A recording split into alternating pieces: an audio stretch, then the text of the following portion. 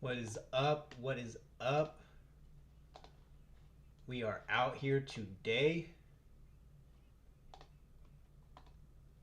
Dang, we already got 5 people in here. Y'all loyal as hell. Oh, man. Yeah, I just jumped in on this amateur fight. Second round with 35 seconds left. Looking like Negru is going to possibly get a choke here. He's got the full back control. Switching to the full mount now. Guth's been trying to ride with him this whole time, but he's definitely been struggling because it's mostly just been Negru just staying one step ahead. Now he's switching over. He has to give up the back and go into the top turtle, but he's still throwing shots. Guth didn't have the strength to get through and get up. Yeah, it looks like he's gonna go to round 3 though. He survived. Oh, look at Gio's already sending a chat asking where to fight. Where's the fight for free, bro? I can't even watch this. I can't even watch this online. Like it's region locking me for where I can watch it. So I can't even watch it on their TV website. I'm having to do it on my phone, which for some reason it works on there. Oddly enough, I'm not sure why, but you know, why does my camera look so? It look like very warm. Let me get this light over here to help balance. Yeah, that's better. All right, well, at least we're going into round 3. So good for him.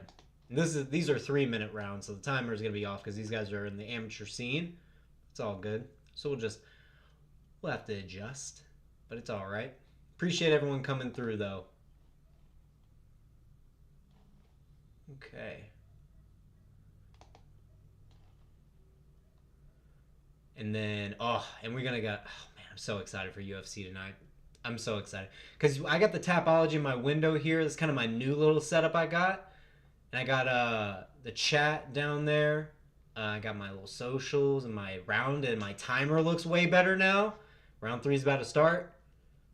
Guth looking tired. All right, here we go. Round 3. 3-minute rounds in the amateur scene. And Negru's been going southpaw. Immediately catches the head kick and then hits Guth with the 1-2. Oh, he's got Guth backed up. Hit him with a 2-3 spinning back fist, but Guth does good to shoot under it and hit a single, but Negru's limp legs out. Guth pushes him up to the fence. Guth lands a knee. Negru fucks up his wizard kick. Now Guth's got his back. Oh, not a good back take. You never want to pull their hips just on top of your chest. That was not a good back take. Oh, but Guth switching to the leg lock, but Negru turns his back and then pulls his leg out and then goes into the scramble again, top turtle. Guth's backing on this single. But Negru's doing a good job like putting his hips into him. And he goes straight into the full mount from there. Very, very good defense for the single leg. I like that. Guth's going back to turtle. One hook in for Negru. Just controlling this position. Guth's got the underhook. But he got put on his back. Now it's 2 butterfly hooks for Guth. Negru still on top. Landing big shots on top, too. Guth's eating him pretty well, I will say. He's taking a lot of punishment, though. Top half guard for Negru now, landing shots. Got the hip control, good hammer fist. Guth tries to turtle out, but Negru just uses his forearm to put him back down and lands another shot. All right, Guth scrambles, kicks him off. Tries to scramble up to his feet. He gets up. He's fighting hands now with Negru on the back. Negru trips the near side leg out. Got one hook in, and it's in top back control. Second hook hasn't gone in yet. He's opting to. Oh, no, yeah, he's got the second hook. Now he's going for the palm to palm rear naked. Guth bellies puts his back to the mat. Now it's full mount. Oof, man. Negru is just non-stop. Now he's throwing shots from up the top. Ref gonna have to figure out when to step in. Guth gave up on bridging out. Now he's throwing shots from bottom full mount. He switches back to turtle. Negru trying to flatten him out. Guth just still building his turtle back up. Sitting up a bit. Negru pulls him back. Switches back to full mount again. Oh my gosh. Guth is just taking punishment in these grappling sequences. Just having to stay one step behind. Big shots from Negru on top. Guth bellies out one more time. He gets out the back door, but Negru is still on it. Knee to the body. He's just way ahead of him. He's flowing with it and letting him escape because he knows he's going to get to the position faster. Just letting him work. Trips out that near side leg again. Same takedown. He's got the back control. Throwing hammer fist from the back. Great job from Negru. Letting Guth put them in the position that he wants them to be in. and then gets to the more advantageous position from there and throws shots. Big head kick off the frame from Negru as Guth gets back up. Then a 1-2. That's the end of the fight. Wow. Negru ran away with that. Holy moly. That was good. Good stuff. Great fight. Appreciate everyone coming through, by the way, man. 9 viewers so far. Don't forget to chat it up. Don't forget to leave a like. Appreciate everyone coming through for this beautiful Saturday afternoon, at least where I'm at. Might be some of my friends in the Eastern Europes who are looking forward to these fights. Welcome as well. Getting into our pro fights up next. I think that's easy, pretty easy Negru win. Now, what does it look like? What does Tapology look like here? Okay, that doesn't look too bad, actually. What if I zoom in 1 notch? What about that? What does that look like? That's not bad. I like that a little bit more. Yeah, I like that a little bit more. Okay, so that was Chiril, Negru, and Róbert. Is that? Yep, Guth. Now we got Domen, Drnovsek. Oh, man, don't even make me say that. Don't even make me say that. Versus Filip Guša. Okay. So my man from the Balkans, specifically Slovenia, so he's going to be fighting home turf. I think this is Serbia. Okay, and the Serbian Filip Guša. Let me see. Okay, so they're 1-1, 1-0. What's the AMI experience like? No AMI experience. Both fighting on Brave CF only. Well, maybe just this guy. Maybe the other guy has an AMI career I don't know about. Decision, then armbar. First round. It's a 4-1 guy, 1-1. I'll actually make a prediction. I'll put it up on the stream because I have my little prediction section now over here that I got ready for my UFC card later. And then Filip Guša on the other side, 1-0. Okay, a little bit more of it. I mean, I'm sure the other guy also has an AMI, some AMI things that maybe it's just not showing. From BFC 1, MFC, a little win-loss. It's been decision. Lost by rear naked, won by rear naked. Round 2, late in the round, finishing with punches against a 2-1 guy. He lost against a 5-0 guy. Lost against a 2-1. So, I don't know.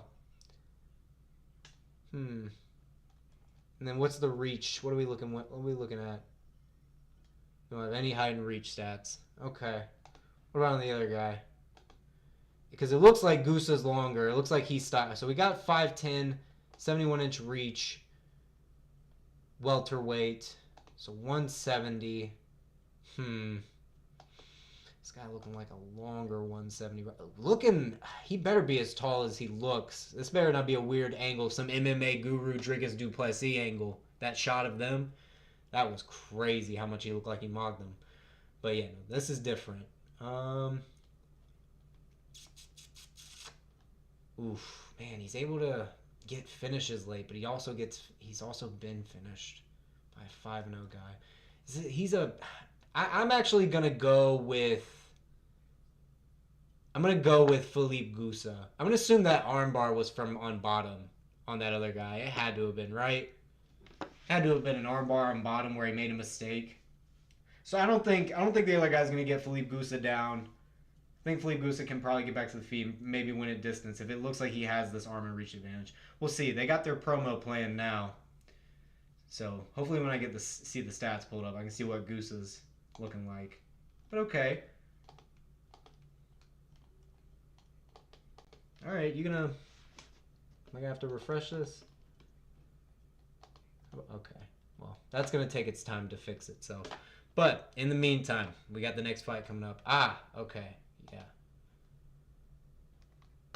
It's not wanting to work. That's fine. We're gonna just go to the we're just going to Tapology it again. There we go. We're good. Technical difficulties, we overcome those. Alrighty. Oh yeah, that looks great. Oh my god, that looks great on the page. The only thing is annoying is like the white isn't balanced out on the other side, so it's kind of bothering me, but I'm weird like that. I like when things look nice. What can I say? But we're getting into the third round. or we're getting into our next fight. They're making their walkouts now. Excuse me, that's not what I meant. Man, I'm so excited for the fights today.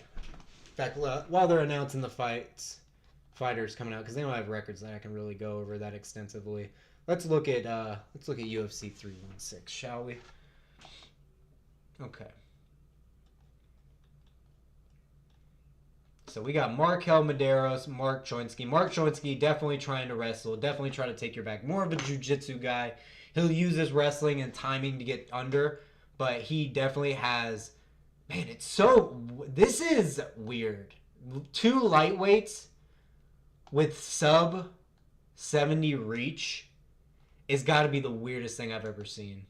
It's got to be it must be the reason why these odds are so close, and the fact that it's a grappler striker matchup, that must be why it's so close like that. But yeah, there's still going to be, I think, good experience on the side of Markel Medeiros, because Mark Choinski's record isn't that much to really talk about, to be honest. So I do think Markel Medeiros is going to maybe get taken down once or twice, but he'll get back up and he'll just win on damage throughout the rounds. So I'm thinking Markel Medeiros get maybe even a finish, because I think Mark Choinski gets backed up pretty easily, and this is going to be a bigger cage. A lot more footwork can be utilized by Medeiros. And the cages that I seen Mark Choinski's fights were in were way smaller. I'd say they look smaller than the small UFC cage, which is weird to me. So I'm calling Medeiros there. Quillen Salkilio, man, everyone's so upset, including me, about having to pick this one, because Yanalishvili has not had like a consistent UFC career. He had beaten, it was a good win. What was it? A guy who's doing pretty decent right now. Oh yeah, Sam Patterson, who just won. Lost to Chris Duncan, but everyone's been losing to Chris Duncan recently. Beating Trevor Peete. And there were crazy odds on this Aaliyah fight.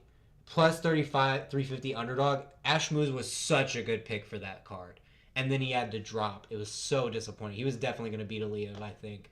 But now he's going against Quillen Salkilio, which is like a completely different matchup. Quillen, he is dynamic, all right? He is versatile, okay? Adjectives. But to put that into actual terms, he uses his footwork really well to move around. And in his Contender Series fight, the guy was really trying to hunt him down. He was really trying to cut off the cage.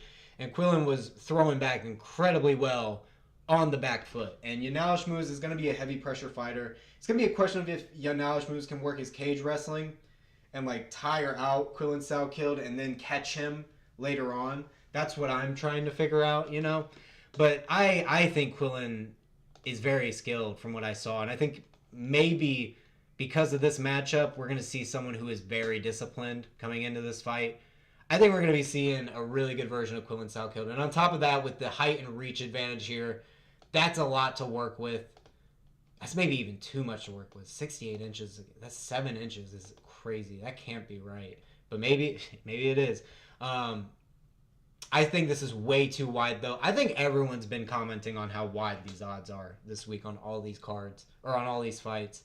Very weird odds throughout it. So definitely think it should be way closer, like 2-1. But I think Quillen Salkilio should win this fight. Jusung Yu, Jeka Sergey. This is way too... It's even gotten wider. He was minus 500, I think, yesterday. Now he's minus 600. That's crazy to me. By the way, our red corner fighter is walking out now, so we'll be getting into the play-by-play here soon for Brave CF. But Jusung Yu and Jeka Sergey. Jusung Yu has looked very good, very, very good recently. Very much improved. He is, I think, very offensive most of the time while he's fighting. He does a good job with his feints, and once he enters in, if he happens to clinch up, he's immediately thinking about his takedowns with like very low risk takedowns too that you can get high reward with. And so I think he's playing a lot of things really smart. He could get caught though. The thing is, he's going against a knockout artist in Jeka Sergey, and so Jusung Yu can leave his hands down sometimes because he's trying to, move a little bit quicker and like throw punches from different angles. But that's still not safe with Jegaseri. So these odds are pretty wild how wide they are. It's literally based off just because Jegaseri lost to Anshul Jabli. I really believe that. And so everyone's been just whitewashing his career. But definitely going with Ju Sung Yo. All right, last one I'll go over, and then we'll come back to this after the fight here, now that they're both in the cage. But we got Ariane Lipski da Silva versus Kong Wang. So I'm thinking it's going to be Kong Wang. Ariane Lipski, been, I think, a little hit and miss, you know, obviously recently, the last two going against really good fighters, and honestly, very tough matchups. And now she's getting a pretty opposite matchup in Kong Wang, but again, I think Kong Wang has very much improved her takedown defense, any sort of grappling that's going to come in. Can you better speak? Can you, I'm not sure what you're trying to say, Dennis. Can you better speak what happened? Like, what happened? Like, the fight's about to start. We're about to get into the fight. In fact, the announcer's calling their names now. I'll get back to calling. But yeah, we're about to get into round one. It's about to start. Go and get to the matchup page. But yeah, I'll go ahead and start commentating here soon. Round one. Jess. Okay. Yeah, no problem, Dennis. I was trying to figure it out, but it's all good, man. But yeah, I'm going with Guša. Let's go with Guša.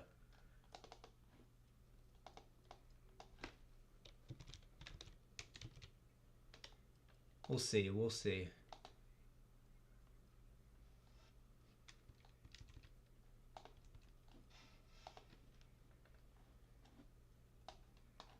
Yeah, let me get that. Ooh, yeah, look at that. That looks good. Got Guša there. Alrighty.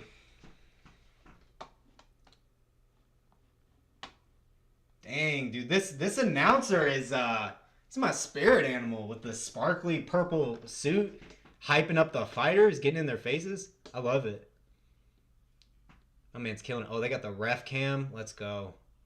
All right, round one. They're about to get into it. Okay, yes, I was right. It is definitely a height advantage on the side of Guša. Only 5 centimeters of reach, so that's about, what, like a little over an inch of reach for Guša. So not a crazy reach advantage. So we're probably going to be seeing Domen. I'm just going to call him Domen. We're going to see Domen probably trying to get under and throw to get inside. All right, round one. Here we go. A lot of feints early from Guša. Both men fighting the orthodox. Feints backing up Domen. All right, yeah, immediately now on the takedown is Domen. Domen is trying to get in on the takedown. He's got him against the fence in the over-under. Got a foot in between, going for the inside trip first. Guša doing a good job staying up. Guša trying to dig the underhook here. He starts to get it through. Yep, he's got his underhooks. 2 underhooks. Now lands a knee. Now Guša's trying to hit the outside trip. He switches positions on Domen. Domen trying to frame off the face, throw some elbows. Guša needs to separate here. Domen's real. Oh, big knee by Domen.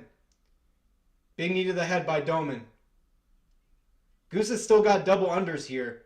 Guša has double unders here. Doma is just kind of bullying him with his overhook, which is kind of crazy. He's still got that leg in between, throwing little palm strikes to the head. Guša needs to use these underhooks to switch position. Now he's doing that. He connected his hands. He switched position on Doma's got the head control now. I think Guša just needed to calm down a bit and collect himself. Putting a lot of weight into Domen. He needs to throw, though. He needs to throw here. One knee there by Guša. Little heel strikes to the leg by Domen. Okay. Yeah, Guša just keeping good head control here in his underhook. He's really pushing his underhook high. Domen switching position, though. Domen pretty much doing that with wrist control and an overhook. Guša's got to get out of this position. He's definitely not as good here. Big knee by Domen here. Oh, and they break. Good shot off the break by Guša. Okay, Guša closing distance again. Definitely looks like Guša's the more comfortable one at distance. Good jab by Guša. Another duck under takedown here by Domen. Goes in for the body lock. Gets that body lock takedown. It's got the back here. One hook in. Guth is fighting hands. He's against the fence, but it's only one hook in by Domen. He's on the back. Oh, he's got the broomstick all the way through both legs. Oh, he's kicking off the top. Rolled all the way through. Beautiful. Cage walked around the back to get both hooks by Domen. Now he's trying to trap one of the arms on the back control. Going for like a triangle armbar here. Throwing a couple hammer fists. Switching to the topside armbar, or a topside triangle. Oh, good triangle here by Domen. He can extend the arm here and get an armbar. Guša doing a good job stacking him. That's what he needs to do. He needs to stack and get his arm out. Use that sweat to slip it out. Keep his arm from getting extended. He got back down to his knees. Domen working some elbows in this topside triangle position, still trying to figure out how to get that arm. Guša is now starting to attack that triangle lock. If he gets out of this, he can get top position. Big hammer fist from Domen. There we go. Domen's still hammering away from this triangle position. Woo! Now elbows. Elbows coming in from Domen. Oh my gosh. He's looking at the ref saying, ref, he's just taking these shots. He can't just take these shots. Dang, yeah, I'd be looking at the ref maybe too. Being like, hey ref, he's just taking these. Come on now. Oh, Guša. Now it's starting to slip out. He's got his shoulder out. Now he's got his head out. He's out. He's in top position on Domen. Domen getting back to his full guard. What's that? A minute 20. Minute 8. Yeah, minute 20 left. Minute 20 left. And we got Guša on top. That was a lot of damage done by Domen though.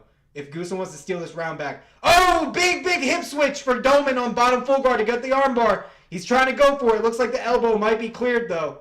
I think Guša already cleared his elbow. Trying to use his feet to kick off. Yeah, definitely not going to get this one. Oh, but Domen readjusts. He's back in. All right, back into full guard for Domen.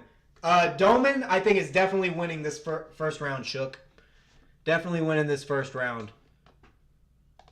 Yeah, Guša, even though... Oh, what happened? Oh, ref stood him up. Gusa's in up. Oh, big elbow and head kick by Guša. Woo! Oh, my gosh. Ref stood him up or something. I looked away for a second. They were stood back up. Big left hook and then a right hook by Domen. Oh, man. What a return from Domen. Now he's got him against the fence. Domen is definitely winning this round, though. Big round by Domen. Oh, elbow by Guša, but Domen looks like he got out of the way. That frames off, goes back to distance. 10 seconds left. Oh, good uppercut and then a lead hook by Guša. He gets out of the way of Domen's shots. Domen go for the takedown here just to clinch up, avoid any damage. Big round by Domen. Guša had some moments. Guša definitely had some moments. But Doma definitely won that round. Dominant round by Domen. Yeah, that was nasty. Shook, he was in a top side. So if you think about a triangle when you're on bottom, you get the triangle. If you got back control, both hooks in, you trap one of the arms and then you transition to a triangle from there on the back. He was in that position, hammer fisting away and throwing elbows that whole time. Domen was, so he was landing tons of damage. And he was like looking at the ref saying, hey, he just took like 15 shots, 20 shots in a row. Are you going to stop it? So going on to round 2, though, he made it. He made it. Guša, when he got to the feet, he looks like he's definitely the one who's more confident on the feet. 100%. There's no doubt in my mind. But Domen, he still wasn't afraid to throw at the end, though. He doesn't look as good on the feet, but he throws with confidence like he is. So that's always still dangerous. All right, round 2. Both men tap. Guša getting back to his jab. Domen just backing up, trying to, I think, feed him into a takedown again. My pick is also Guša, but I don't think he's going to win at this. Well, maybe. Maybe if Doma gasses a bit with all this grappling. But this also gasses Guša. Domen on his back foot, landing a couple calf kicks. Another calf kick returned by Guša. Domen definitely not defending these as well. So we'll see if Guša can use his kicks to maybe get back into this fight. All right, Guša moving back forward. Good switch kick right to the body. That one was not blocked. Good kick by Guša. Domen had to take a second to take a breath there. Guša still moving forward. Now they're just sitting in the center now. Good jab by Guša. Guša definitely took a lot of damage that first round. Single leg by Domen here. Guša defending well, trying to push the head. Limp legging out. You just got to get back up, stand up. Oh, Domen doing a good job raising that leg, tree topping him. Oh, he tries to pull back and he falls over. Oh, man. Really good by Guša, though, to stay balanced. Leaping left hook from Domen lands. Big straight from Domen lands. He does it good to get off that angle. Ducks under the 1-2 from Guša. Goes for that single leg again. Runs the pipe. Collects the hips. Guša gives up his back again. Dang, big mistake by Guša. He needed to butt scoot to the fence, not just give his back like that. That was bad. Guša's going to take a lot of damage here. Doma's already thinking about that arm again. He needs to think about chokes. Not give up an arm. Because he's got a lot more time left in the round here, and if he accidentally gives up bottom position again and gives Guša more time to work, Guša could possibly steal this round. So maybe just keep back control. Keep working a choke. I don't know about working arm. All right, now he's going for the rear naked. He faked the arm trap. Now he's going for a rear naked. No, definitely does not look good for Guša. Does not look good for Guša. Oh, man. Yep, now he's trying to go for that triangle. Now he's trapped one arm. Now he's going for that arm bar again. Guša trying to spin out. He's taking hammer fists. Now he's trying to extend the arm. Guša, beautiful job to work the hitchhiker here. Woo! It was like I can't tell if that was a reverse hit. He was attempting, I guess, maybe a reverse hitchhiker. I don't know. I'd have to think about it. But yeah, that was good. Now, top position for Guša. Guša in the top full guard. This is exactly what I was saying. Last round, it was like 1:15 left whenever Guša was on top. Now there's 2 minutes and 20 seconds left. Now Guša's throwing some elbows from top position. Now he's going to give Guša a chance to maybe get back into this round, throw some damage. We'll see. Body shots from Guša. Domen thinking about opening his legs to start some guard work here. We'll see. Head control here from Guša, doing a good job, like pulling on the back of the head, making it a lot harder to get the guard involved. Making very uncomfortable from Domen. He's got his head in the fence. Good elbows from both sides from Guša. Keeping smothering pressure, not letting his hips move at all. Couple good hooks from Guša. If he can keep this up, keeps this up the rest of the round, slowly picks up the power as the round ends, he can really steal this round and put a lot of damage on him. Good head control from Guša. Landed a couple body shots here. Good body shots. Domen wasting a lot of energy trying to get his hips up for these arm bars. This is going to just waste more and more energy trying to keep hipping his hips up. This is what I was hoping for, though, for Guša. I was hoping that maybe he can get to a position like this. Uh-oh, good omoplata attempt from Domen. Now he switches to the armbar. Oh, beautiful attempt from Domen here. The transition. Oh, man. He made him think he was going for the high guard armbar the whole time. But he switches to almost the straight into the omoplata and gets the opposite side armbar. That was beautiful. Beautiful switch up there by Domen. Now, Guša did get his arm out, but Domen now switching to the backside 50-50. Backside 50-50 for Domen here. He's going for the heel hook. He's got a good bite. He's getting a good bite here. Toes are in the armpit. But Guša's doing a good job trying to keep his legs out. Good job from Guša to stay safe. Wow, good jiu-jitsu from Domen. Now he's got the heel hook a little bit tighter here. He's going down, belly down. 50-50 here for Domen here. And, ooh, he's really pulling on that heel. But Guša fighting hands. Fighting hands and trying to keep his torso close. Oh, man, this is a tough position to be if you're Guša. He's still using his other foot to kick off the grip. Good stuff from Guša. Oh, man. This is like Dan Hooker when he was calling that leg lock once, just hammering fisting away. Guša landed a couple hammer fists himself. Uh-oh.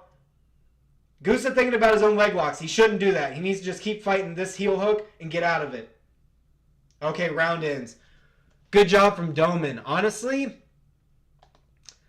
that's another round for Domen on in my ooh. That's a tough one to score. I'd say Domen still probably wins that one for me. I think he was winning on the feet for them. Well, there was that big body kick. That big body kick landed clean for Guša. And that definitely affected Domen. You could see it visually.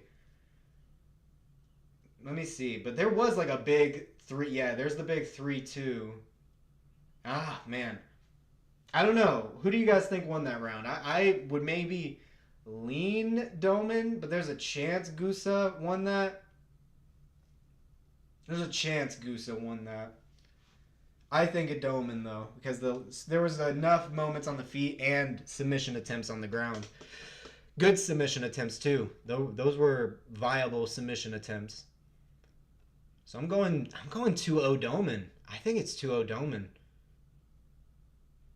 All right, round 3. Here we go.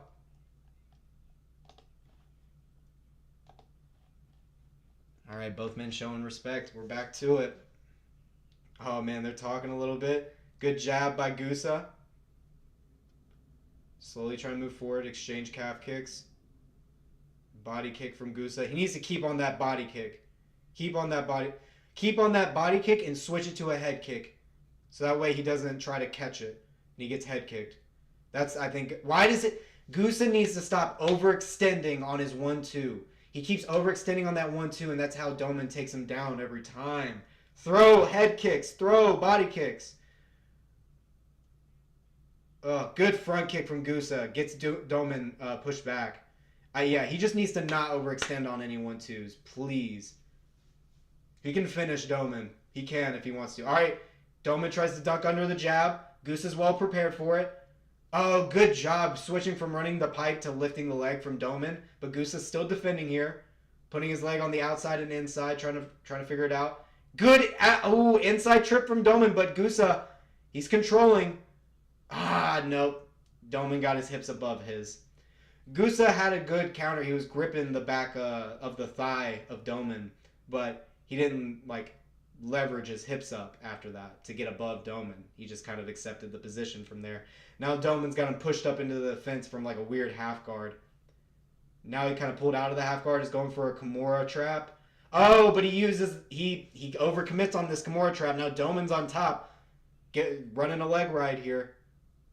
Yeah, I don't know. There's no space for Domen to kick out of this and get a Kimura trap submission from here. The fence is in the way. He'd have to wall walk. That's a long distance to travel. I don't think he's got that. Yeah, this is good position from Guša. If he can just keep cooking Domen here. He needs to turn into Domen. He needs to put his left shoulder and start rotating into Domen so that way he can kind of use the Kimura against him and crank his shoulder and he'll release it. Looks like he did that.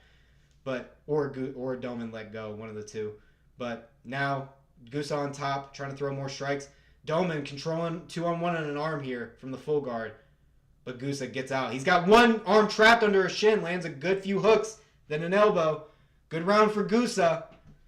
It's going to look really interesting if some of the judges like Guša's work in the second round more than Domen's. It'll be very interesting because right now I'd say Guša winning the round so far. Yeah, Guša definitely winning the round so far. Good strikes from top here from Guša. Staying tight, not letting any of these arm bars happen. Big elbow from Guša. Very nice. Couple good shots to the body. Domen, big hip switch here. He's going in for a knee shield. Trying to put feet on hips. Thinking about a submission. Thinking about a leg. He shoots into a triangle. He's got one of the arms almost out. Guša does a good job to posture out. Then gets back into the full guard here, head to head. Good job by Guša to defend that. Good job by Domen to still try something. You know, he's still working a pretty darn good guard. Yeah, looking like Guša lost 2 rounds, so just submission or KO to win for Guša. I tend to agree. There could be some weird judges that maybe gave Guša the second round. Oh, Guša lets Domen back up to his feet. He knows he needs the knockout. He lets Domen back up to his feet. Takedown immediately by Domen. What a put. I'm not going to say it. I'm not going to say it. Domen immediately pulls guard. Big elbows from top from Guša. Guša needs to stand up again. Make Domen stand up and throw an uppercut or a knee this time. Throw an uppercut or a knee. Big kick from Guša as Domen stands back up. Oh, Guša feinting the knee. Feinting the knee. Oh, Guša, you need a knockout. Guša still moving forward. Oh, Guša shoots a takedown here. Gets on top. Why would you shoot a takedown if you were standing him up? I mean, it was a good takedown. Great takedown. But, why? Now Domen has a triangle. Now Domen is now shooting a triangle. Guša gets out, though. They're way too sweaty at this point. That'd be really hard. Now Guša in top half guard. Shooting shots to the body and the head. Good elbows from bottom from Domen. Guša trying to land more shots here at the end of the round. Oh my gosh. I cannot believe that happened. That was a very interesting way to end the fight. Big shots at the end from Guša. Domen goes for one more arm bar. Couple seconds left. Oh, man. Yeah, like in a 5-round fight, I got Guša all day. He needed to just work a little bit harder in that second round, man. He needed more in the second round. He needed to stop overextending on that 1-2. Because every time, Domen would just duck under the 1-2. He needed to feint the jab just like halfway because he knows what's coming. And then just throw that knee, baby. Throw that knee. God, make him eat a knee to the face. Because that was where most of his takedowns came. He was really trying for the inside trip along the fence. He did a really good job at one point going for a single leg, collapsing the leg into the other leg along the fence, then inside tripping the other leg out. That was sick. That was a great takedown. Good takedowns from Domen for sure. I thought it would be Guša, though. It was close. It was very close. Yeah. Good stuff. It'll be interesting to see the decision. I think it'll be Domen.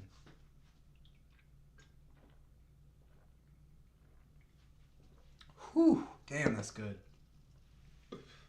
Alrighty. Looks like we're getting our decision now. Here it comes. Slovenia, Serbia. Who's going to be disappointed? Will they give it? Well, I mean, Domen winning is good for Slovenia. We're about to find out, Shook. We're getting the results now. They got them both in the middle, showing a lot of respect to each other. They knew they just went through like a grueling fight. That was definitely grueling. Damn, they're taking a long time to add up these scorecards. They're still just looking at, like, got a camera in the middle. They haven't said it yet. Oh, man. It's going to be so close. It's going to come down to that second round. That second round is going to be either... It's going to be breaking someone's heart. All right, let's see. All right. Ref's got him in the middle. Oh, man. They got the camera on both of them. Let's hear it. Oh, boy. Oh, man. All three of them scored at 29-28. It's got to be Domen. Yep, it's Domen. Domen wins. Domen won. Domen Drnovsek. I'm just going to say Domen Drnovsek. Sure. Good fight. That was a really good fight, though. They were really trying to get finishes. Like, Domen was going hardcore on them submissions. And I'm a big full guard guy, big full guard fan. So I love a good full guard. He was going for some really good arm bars, good K guard, backside 50-50 type shit. You know, some good stuff. All right, what are we getting into next? David Forster against Christian Toniste. I always forget what this flag is. Estonia. Man, that flag is deep. No offense. That flag is depressing. Everyone's going heavy on Toniste. Oof. Dang. Hometown's going to have another tough night out. He's lost in his last two fights. That hurts. Both by decision. Oh. Dang, man. Both by decision. Seems as he's a striker. Lost by triangle choke. Okay. Some decent records here. 7-4. If you're losing to 7-4, okay. Lost to a 3-2.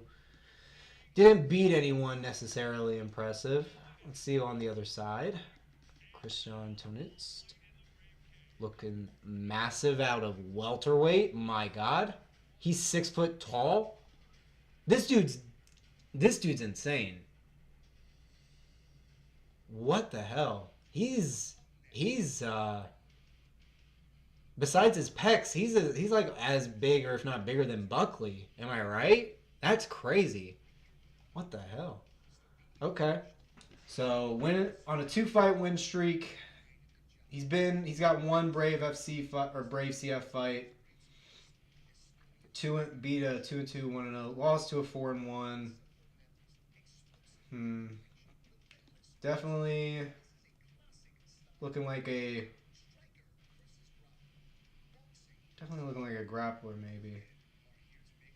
Yeah, that's what I'm thinking here. We'll see. We'll see. Man, that is crazy though. His build is nuts. 3-1. And then 5'11". Well, we're gonna get the stats here soon. We'll see. We'll see when we get the stats. Because we only got limited info here on tap. We'll get the rest of the info once the walkouts are done. What happened? Domen won 29-28. Unanimous. Yep, Domen won.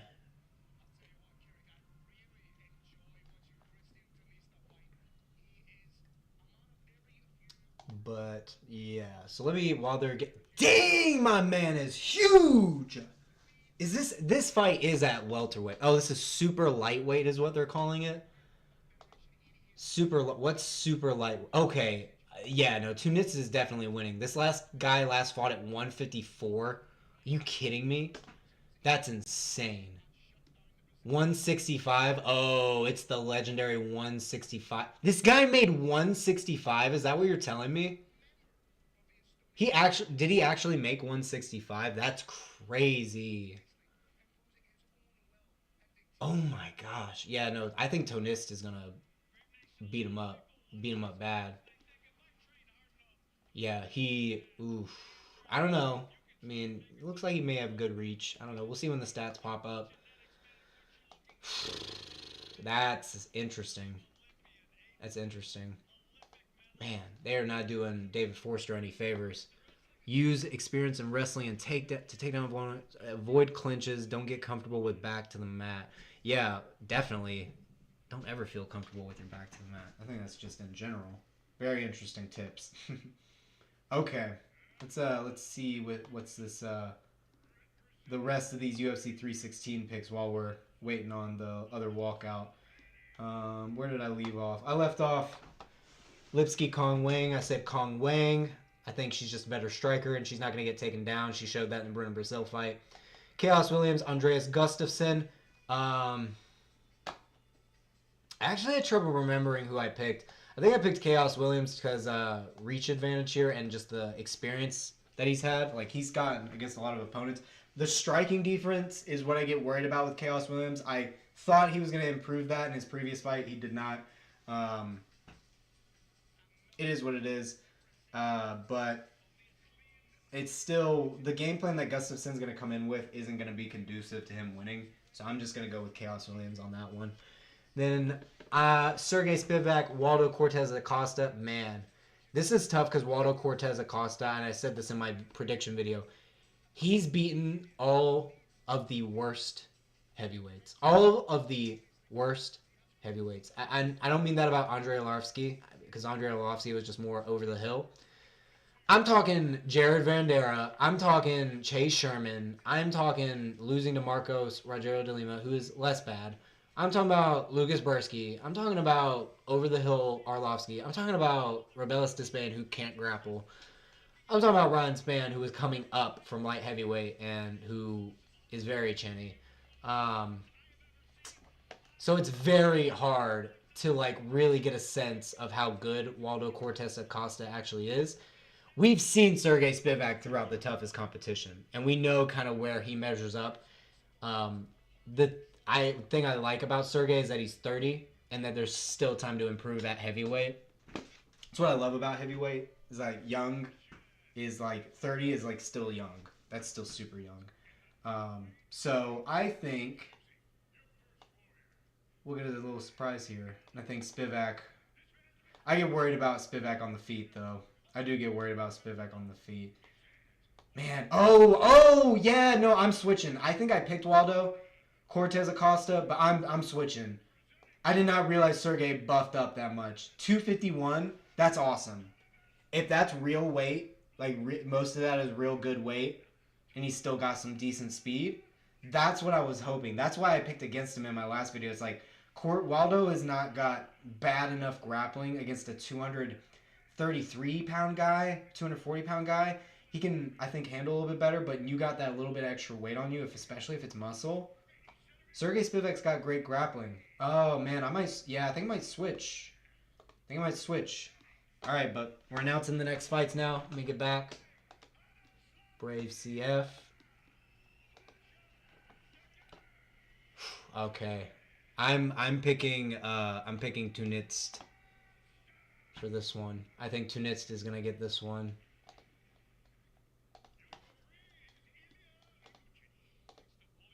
Alrighty. Toniste. Forster. Let's find out.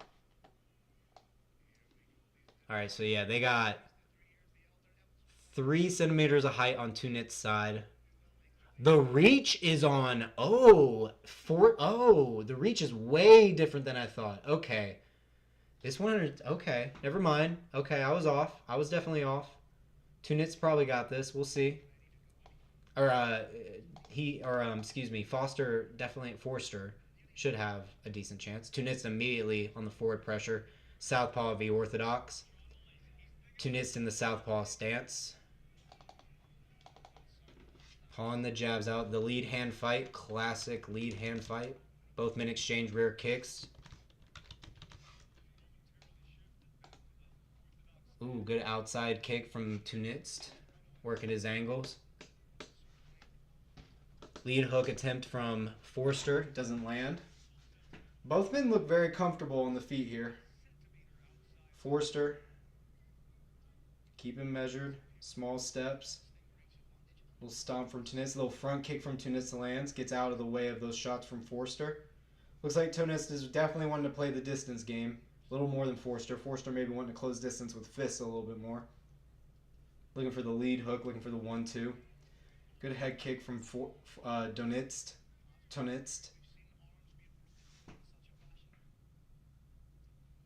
Oh, 2 to the body by Forster. There you go. That got... Toniste reacts really... Oh, big single leg shot from Toniste from way out. Shoots in with incredible speed. But very good defense from Forster. Already got his overhook. Already pulled up Toniste off the leg.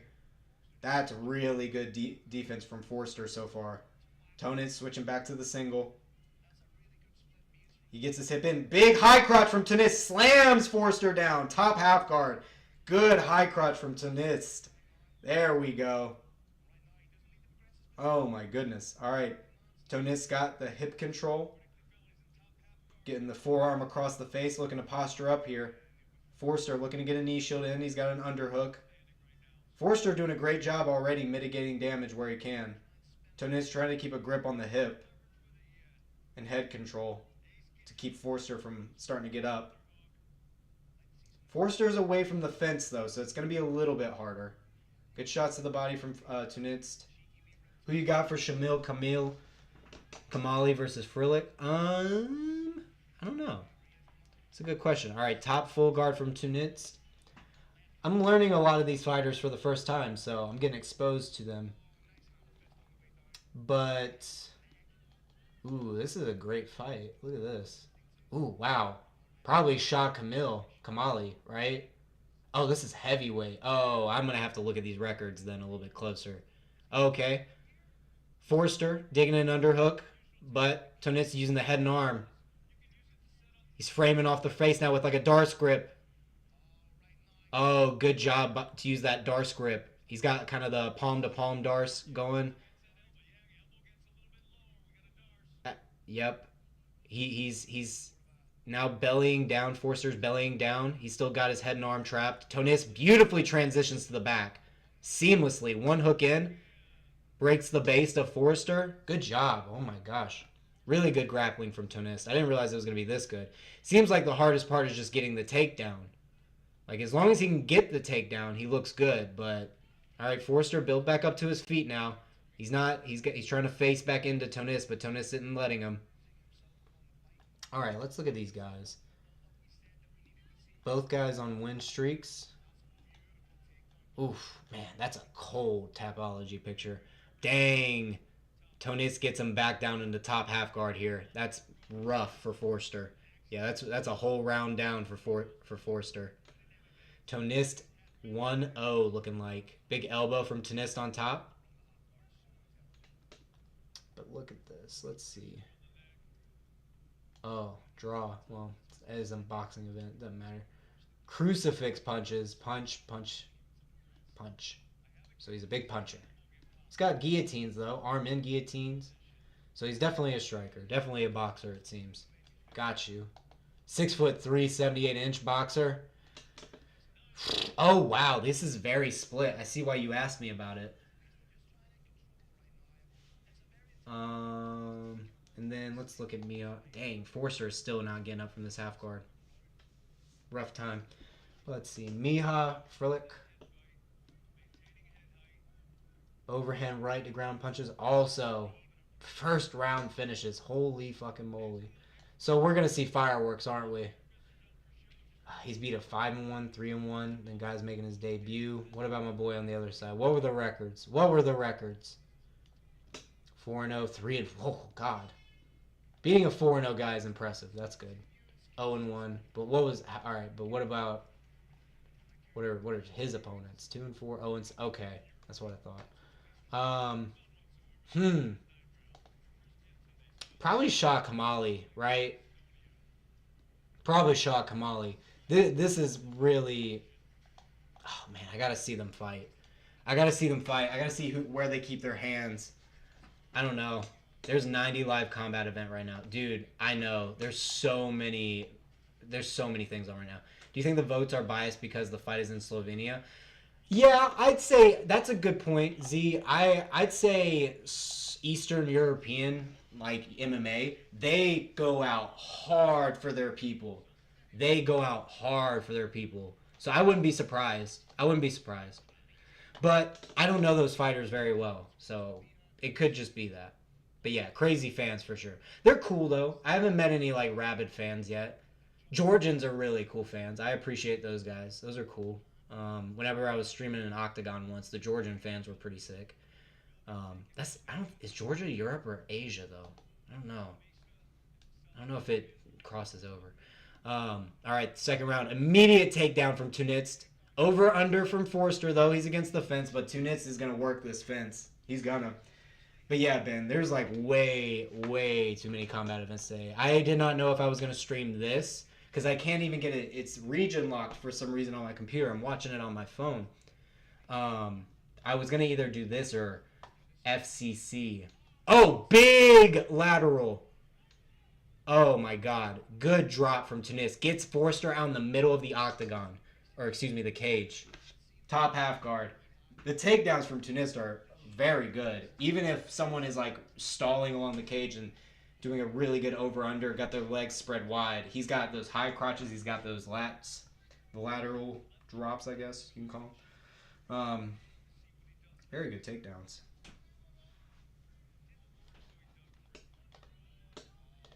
Oh, man. Yeah, Toniste is really working a pass guard. I think he wants to start getting to more dominant positions and landing bigger shots here. There's WoW and like 5 boxing events on right now and like 3 more today. WoW? What's WoW? I can't remember WoW. Because I know FCC's on right now too. I don't know what WoW is.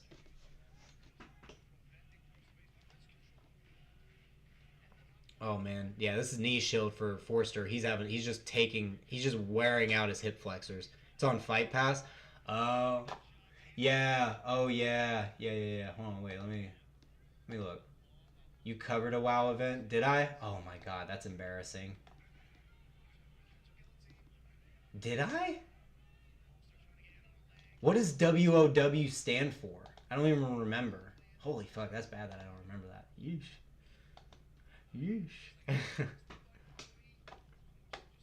Oh, topside like crucifix for Toniste to control the position for a bit, but he lets go of it. Forster gets back over to the fence. He crawled over to the fence.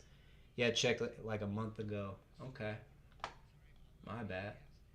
My bad. Okay. Forster trying to hit a switch maybe. He's got that hand on the inside leg. But good knees to the body from Toniste and the thigh.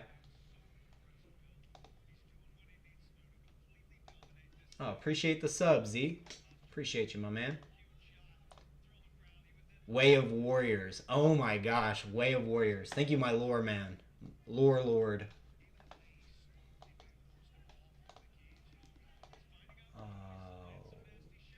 Yeah, now I'm like I'm going to my YouTube thing because I'm gonna go look and see when I did it so I can remember it. Yeah, man, Toniste is just riding this body lock position. Oh my lord, this is like a nightmare scenario, like for your MMA fight, because it's just so. Even like defending all this and like fighting back, it's not rewarding. Even if like, oh, okay, yes, I remember. Yes, I remember. Okay.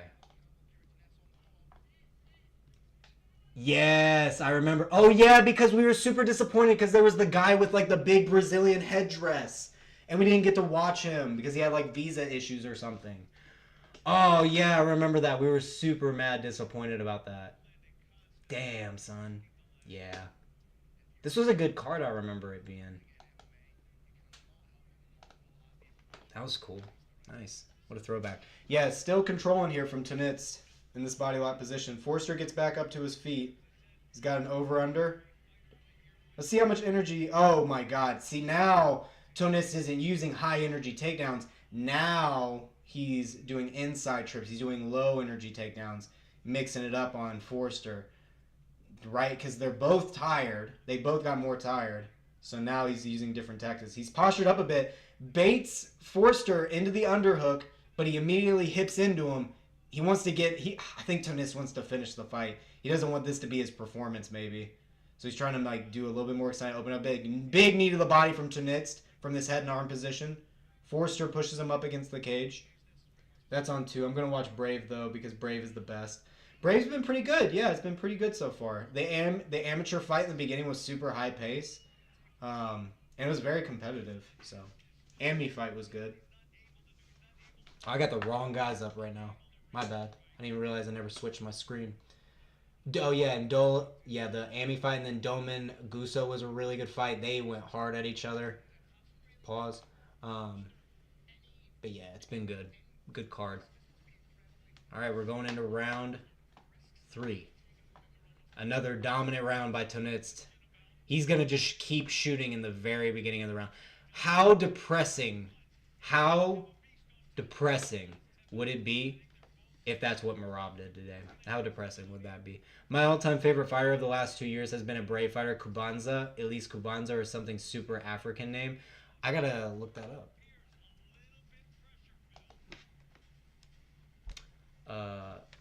Elise Kubanza.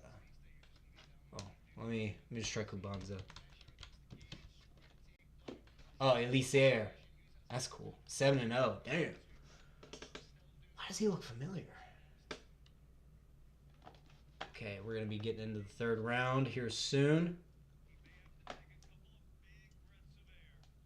Oh my God. Yeah, look at all these round 1 finishes. My goodness. Holy fucking moly. All right, round 3. Both men starting out in the middle. Toniste still in the southpaw. 1-2 by Forster. Toniste just keeping a distance. He's staying safe. Probably just waiting for his opportunity for his takedown. You got it just for Kubanza. Nice. He's legit gonna be the GOAT. I mean, by this record so far, and he got tested by a 6-1 guy. He was knocking out 5-1, 3-0. He's round 1 knocking out these guys. Toniste in on the takedown again. Forster's got his over-under, but his arm is collapsed in this body lock, so he can't really leverage his underhook, especially with the head control. Now his head's in a better spot. Good knee by Toniste. But yeah, no, this is a great record. Had adversity on the regional scene, learned his thing. Then once he started, he got going, didn't he? He's got the next event he's got against Jack 20-9. Holy step up in competition, Batman. How old is Jack Grant? 33 too. Damn, he ain't old either. Fuck, that's gonna be a tough fight. That's cool. I wish I could invest money and get a return on him. Facts. What, can you not bet on him? Can you not bet on this? Oh, okay. Forster's turning position on Forster or on Toniste here. Now it's Toniste against the fence. We'll see how tired Toniste is. Oh, wizard kick attempt. That looked like an RDR fucking. That looked like a Rainer de Ritter goddamn wizard kick attempt. Oh my gosh. Good attempt though by Toniste. Definitely at least got him off balance for a sec, but man, he's got to go against a 20-9 guy though. No betting on anything but UFC in Australia again. Dang. Dang. That's rough, bud. That's rough. That is rough. Okay. Toniste. Working his overhook here. He's got an inside leg position here. And he's got over-under. Oh, good takedown. Use it during... Oh, Forster kept it going, though, and uses it to switch position. Forster on top now with a 2:45 left. Warrior, where can I watch the fight? Sadly, you can only buy it on pay-per-view. There's probably a link somewhere I do not have. But yeah, this is a pay-per-view one. You got to get online. Appreciate you coming by, though, friend. Top half guard for Forster now, and he's actually throwing strikes. Toniste is just trying to shrimp his way out. He's actually going for a single leg on the far side leg, which is interesting. Now he's in top. Now Forster's in top turtle. Holding on to the head and arm here. Switching to the backside. Got one hook in. Toniste pulls it out. Gets back to his feet. Toniste does not matter giving up this third round. He completely dominated the first two.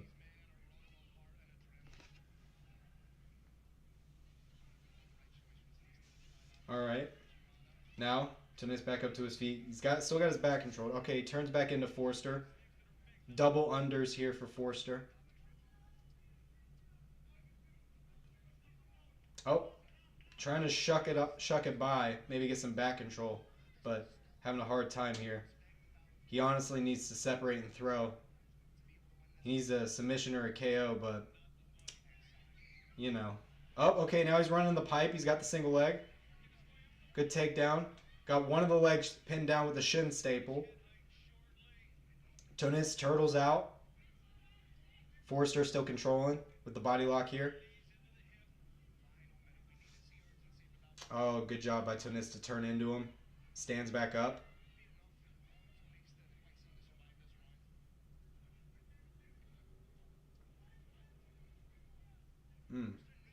Good hooks by Forster. Toniste turns back into him. 40 seconds left, though. Forster's going to need to let go and start swinging. Big double leg by Forster. 30 seconds left.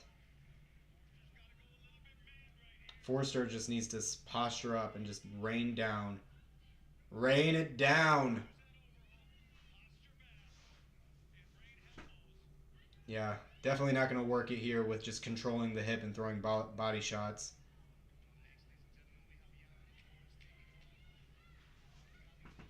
Toniste building up with an underhook here at the very end.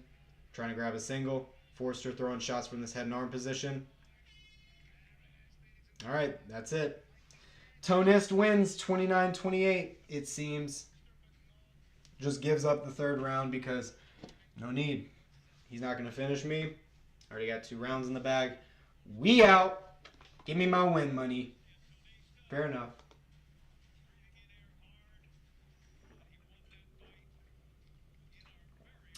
We got Jan Berus. Berus, like God of Destruction, Lord Berus. Versus Arkadiusz Pałkowski. Got Poland versus Slovenia. Is this another welterweight fight? God damn. Got welterweights everywhere in this bit. Yep, 170. Heavy toward Lord Berus. Golly. And he's 6-0 or 6-2. 3-1 favorite. Got about 2 inches of reach. Same height. 23 years old against 32 years old, though, is crazy. You got to imagine the gas tank on Berus then has got to be just unreasonable, right? Because he's 23. Let's see who he's actually beaten. Let's see these records. Dude, look at the lap popping out from the back. What the hell? Oh, and a perfect mix of KOs and subs. Okay. No decisions. Perfect 100% finishing streak. All fighting in VFN. First Brave CF card. Brave CF debut. So maybe his... Ooh, dang. Okay, he beat a 9-1 guy in his title defense. He won the belt off a 4-1 guy. Beat a 3-0 guy when he was 3-0. Beat a 5-5 guy when he was 2-0. This is a damn okay record. Okay. Not too bad here. I can see why they got heavy leans toward Jan. All right, they're calling the announcements now. Definitely looks like Toniste wins that. He doesn't look very proud, but he won. He's definitely not looking yeah, and fucking what's his name? Forster is very salty. You can see he's talking to his corner about like, what do you want me to do? He was, just riding me the whole time. But fair enough. And now we got Pałkowski on the other side. Okay, lost by KO once. Lost by decision. He's won every which way. Only one decision win. So that's also a finisher, it seems. He lost to a 1-0 guy when he was 1-0. Lost to a 4-2 guy when he was 3-1. Okay. Beat a 15-11 guy in his last fight. So both guys making their Brave CF debut, and it definitely looks like my man Berus has been probably going against the better competition, is what it seems. Because it looks like my man's been kind of traveling to different organizations. Dragon Fight Night. What a name. Yeah, I'm probably going to go Berus. Mainly for the Dragon Ball shout out. Gotta do it for the Dragon Ball shout out.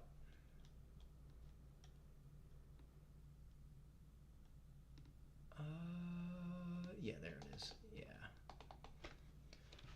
Lord Berus. He needs to make that his nickname. If he doesn't make his nickname Lord, then he's failing. He's failing, in my opinion.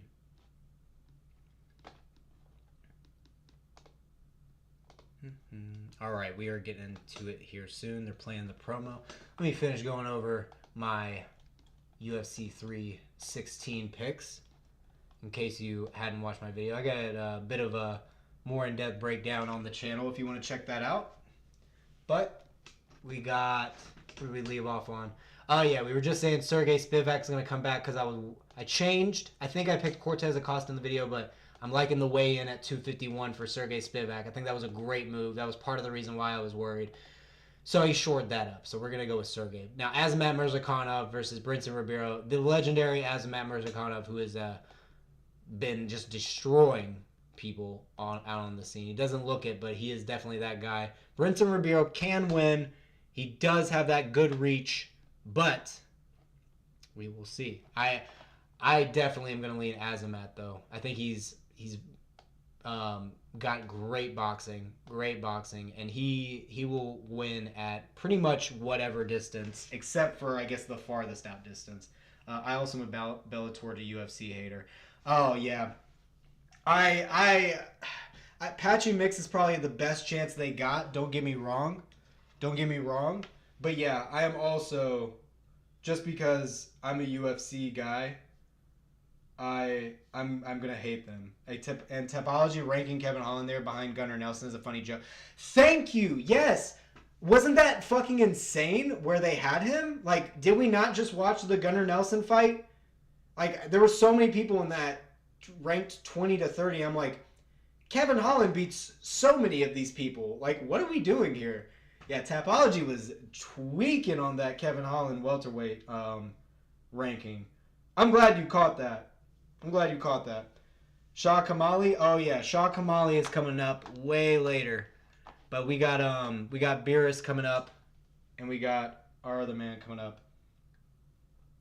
Thank you for coming, Sazib. Yeah, dude. Toniste, yep. Toniste did win, Shook. Toniste won.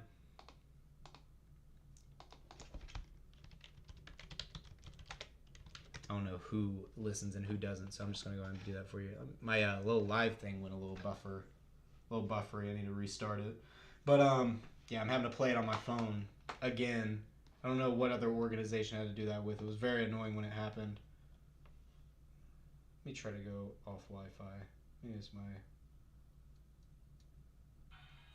There we go. Now we're good.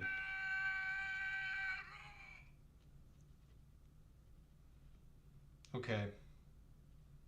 They got... Alright, yeah. Jan Berus is walking out now. But, yeah, I got Azamat Murzakanov, for sure. Probably shouldn't be that wide, but I understand why it's that wide. Bruno Silva, Joshua Van. Like I was saying, similar-ish, but like more so Joshua Van leaning way more into that boxing. I'm a big Joshua Van fan. And but I also really like Bruno Silva. Bruno Silva is incredibly entertaining. He's a dog. But it's going to suck to see him lose. Joshua Van's definitely got this one in my opinion. Very, very rare occurrences when Joshua Van's going against someone like his size or smaller. Very rare, but it's happening today. Vicente Luque, Kevin Holland. I think it's Kevin Holland. I think Kevin Holland's got this one. Should be pretty easy. Well, excuse me. That was incredibly disrespectful. Not going to be just super easy, but I think this is a matchup he's built to win. Vicente Luque is going to have to grapple. He's going to have to grapple if he wants to beat Kevin Holland. He doesn't have the tools and like the kicks I feel like he would need, like a Stephen Wonderboy would have, and he doesn't have that bully grappling style I feel that would put Kevin Holland in trouble. Murad Vershuga, who's your pick?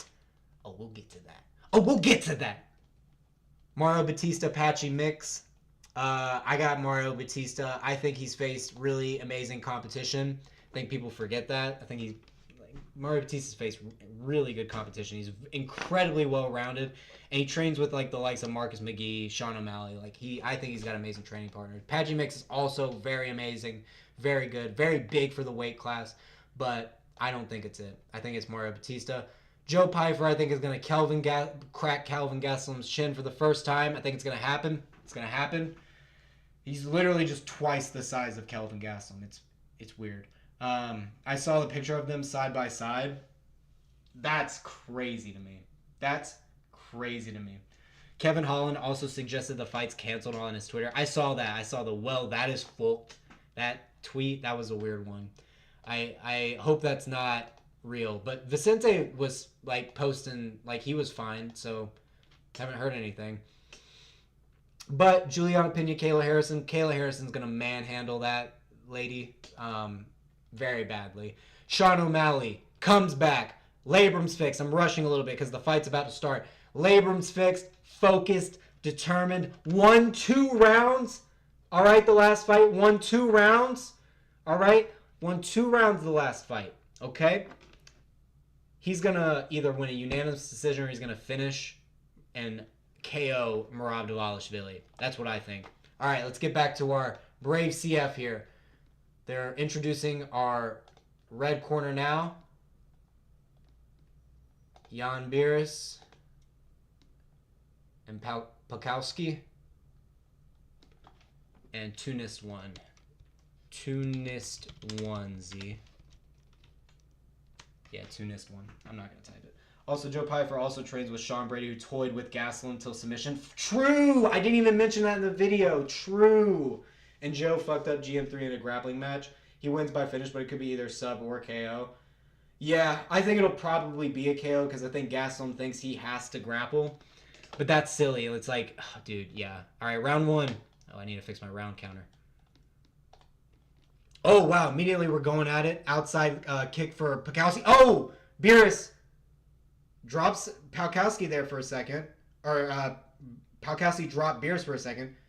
Now Berus goes in for the single leg, gets it. Now he's in top full guard in the middle of the cage. Both guys exchanging shots down here. Big posture up from Berus and an elbow. He gets out of the full guard, trying to stack him. Looks like Pałkowski's already cut. Berus in a precarious position. Oh, nice. He passes to side control. Stack passes him. Really good job. Yeah, this fight's kicking off quick. He's already trying to get into full mount. Very reckless full mount transition. Pałkowski tries to dig an underhook. He gets his guard back. 2 butterfly hooks. Now he's back to 1 butterfly hook. Now full guard. He's got the shoulder crunch, but Berus looking like he's in a comfortable position, going body, body, head. He's already cut open Pałkowski.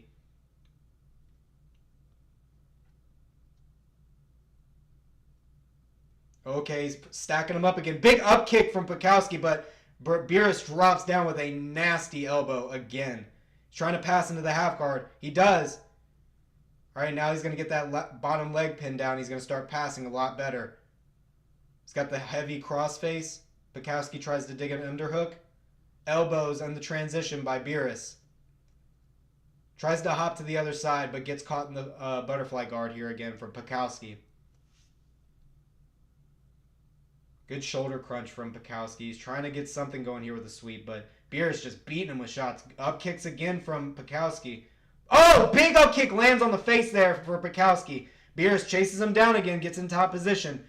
Dude, both guys have eaten shots. Like, both guys have definitely got red on the face. Oh my gosh.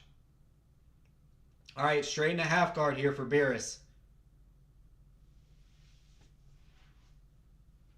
Okay. Berus, get a good hook from the top half guard. Again, Pałkowski digging an underhook. Berus has just got to shore up the control a bit better. Just a little bit better. Now back to the full guard for Pałkowski. Stacks up. Big elbow from Pałkowski. Another big elbow. Another big elbow. These are dangerous. These could knock him out. Big elbows coming down from Berus. Then straight shots. Good straight shots. Another one. Hammer fist from Berus. He's starting to wobble Pałkowski. Pałkowski does not like these shots. Turtle for Pałkowski. He's starting to stand back up. He tries to chase a takedown. Uh-oh. Berus circles to the back. Lands more hooks. Oh, man. Pałkowski runs to the fence. Slams his head into it. Berus still has back control here. Landing shots along the way. Man, Berus just got nasty ground and pound. Good body lock here. Pałkowski is tough dude to stay in this fight as well.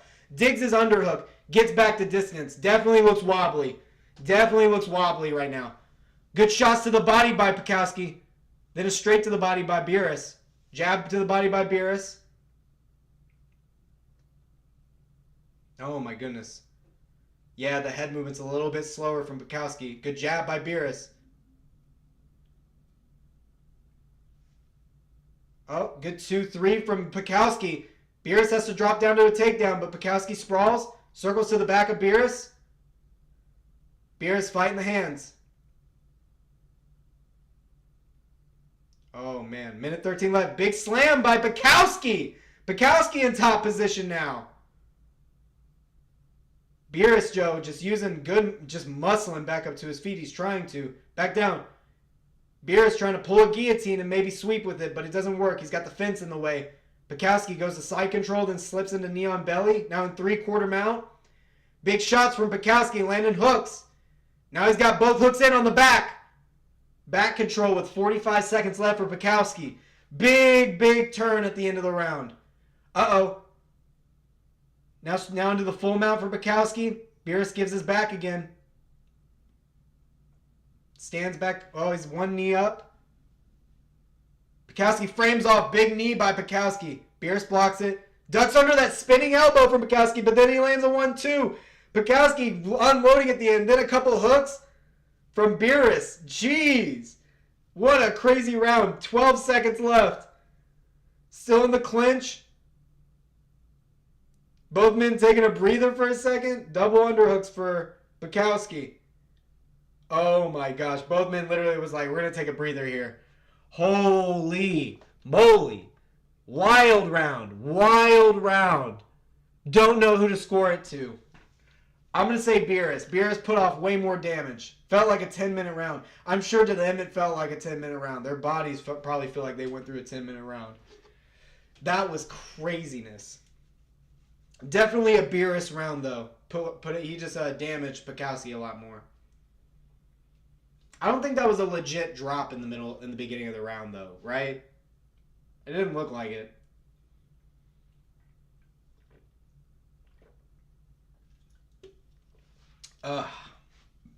Yeah, we're getting into round 2. Man, can you imagine there not being a finish in this fight? These dudes are non-stop right now. This is definitely some permanent brain damage going on right now. Legit elbows from guard, though. Yeah, those full guard elbows, man, the posture up and the reckless abandonment of, like, not caring how bad it's going to feel of, like, elbowing him in the face. He just, like, lets it go. Lets it rip. That was disgusting. Okay, back to it. Pałkowski kind of moving forward. All right, some feints here from Berus. Trying to figure out a way to get in on his takedown. Okay, Pałkowski got some speed on his hands here. Good rear hook from Berus. Uh-oh! Pałkowski might have caught Berus there a bit. Lead hook from Pałkowski.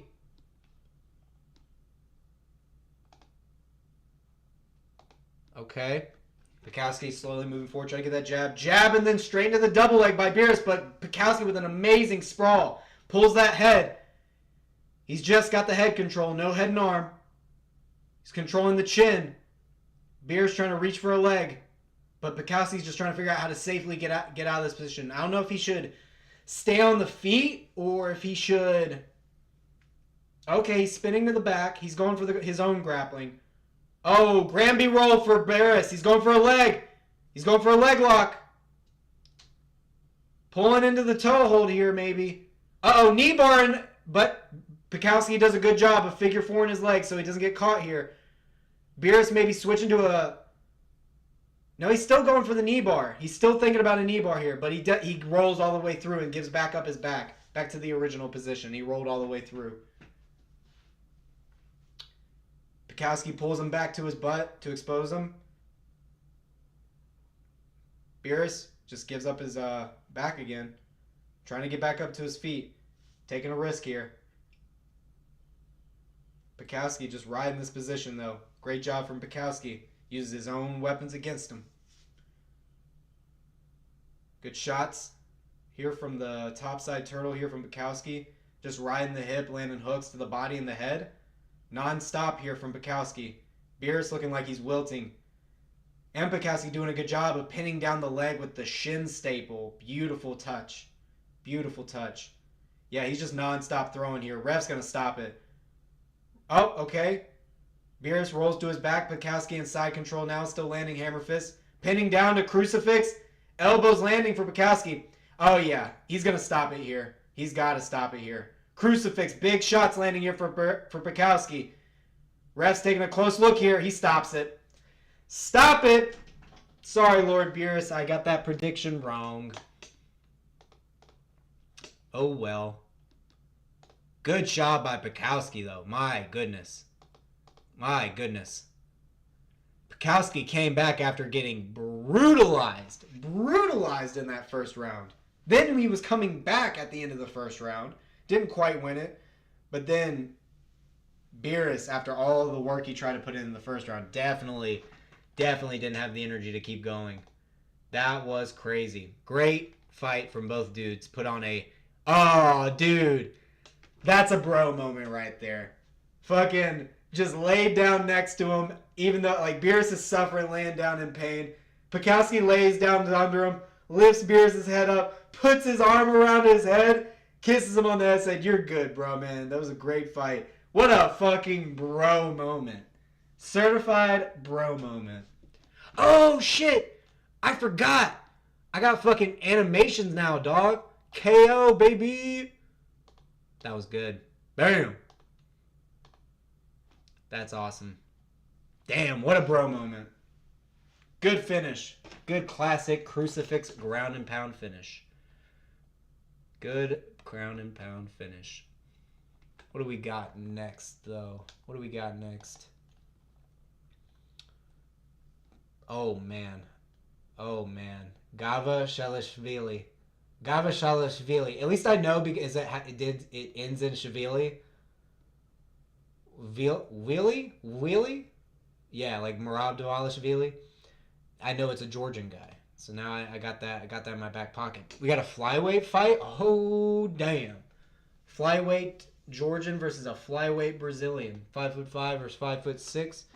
69-inch reach on one side. We'll have to wait till we get the stats for the other side. 26-year-old versus 32. Every one of them, bro. He's trying to go with the Ilia Topuria here. Look at this. He's trying to get the Ilia Topuria going. Oh shit! I still got my KO graphic up. My bad. Any crack streams? Someone here has a link. You can ask around. My friend Guša already fought, Ghost. Guša already fought, my man. Yeah, Guša sadly lost. Sadly lost, my friend. He did good. He won the third round. And he came back really well. And was definitely had more gas in the tank than the other guy. But the second round was way too close, and the other guy controlled him on top for way too long. And in the first round, the guy was like controlling him a lot on top and landing good ground and pound. It was very, very high pace the whole time in the grappling. But then at the very end, in the third round, Guša was doing a good job of denying everything, landing at distance, and getting his own stuff off. So it was good. Guša did a good job, but sadly just couldn't get the second round. It came down to that. All three judges had it 29-28, so they all saw it the same way. Yeah. So sorry about your friend, my man. Hopefully better next time.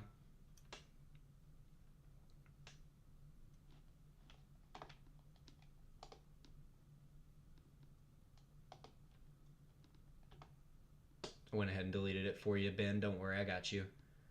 Wonder how Veronica Series is doing. Oh, I don't know. Isn't that...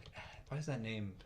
Dude, all right, I'm seeing that the Georgian flyweight in person now. He's trying to pull off the Ilia Topuria look 100%. Thanks, mate. Hope he learns from this and gets better. We all do, my friend. I hope so as well. I don't know who that is, actually. Who is that? Ben, I don't remember. That name sounds familiar, but I don't know who that is. She was the daughter of that dude in Chadwell got. Oh, thank you for reminding me. Yeah, I forgot that dude's daughter just came and chilled, and on the Fight Companion. That dude was a beast. Dude was a fucking beast. That was scary. You can see why he's a French legionnaire. Who you got on Merab O'Malley? Oh, thank you for reminding me. I got O'Malley. Okay, let me tell you why, Ghost. He won 2 out of the 5 rounds in the first fight on 2 judges' scorecards. Okay, he got his labrum fixed. Those are the 2 main things that I'm like banking on. Okay, and he's had 25 minutes with Merab. For me, I think the improvements that O'Malley can make in grappling between now and then and in game plan between now and then is way more than the improvements that I think Merab could make in that time. That's just how I feel. I think O'Malley's just got different footwork. Even watching back that first fight, man, I was very impressed with what O'Malley did do. And I think what they wish they could do that first fight was move forward a lot more. But I think he just wasn't prepared to. Dennis, I agree with you. See, Dennis just said it's 50-50. I agree with that. I think in the first fight, it was more 40-60, like 40-60, like 40 being Sean, 60 being Merab. I think in this fight, it's a lot more 50-50. I think it's like really a 50-50 chance on both sides here. And we'll either see, I think, a sugar finish, or he will win a decision. That's what I think. He'll either get a KO or a decision. No submission from O'Malley though. I don't think he's worked on his jiu-jitsu to such a level to where he could get that, like a ninja choke or something. Merab's head is so massive, dude. It would be so hard to get a ninja choke on him at 135. That'd be so difficult. My man's got a massive fucking head. The fact that Ricky Simone was able to get a guillotine on him is a miracle. That's a miracle right there. That's how I feel. But, all right, we got Ferreira in the cage now. So our boy Gavashelishvili. Damn, I kind of just killed that pronunciation, did I not? Gavashelishvili. Damn, I kind of fucking killed that. He will be making his way in now. But yeah, I think I got O'Malley in that way. The only sub I've ever seen Buddy even go for was 4 seconds left of round 1 against Moutinho, and it was the same sub he got on Takanori Gomi, dude. Oh, yeah.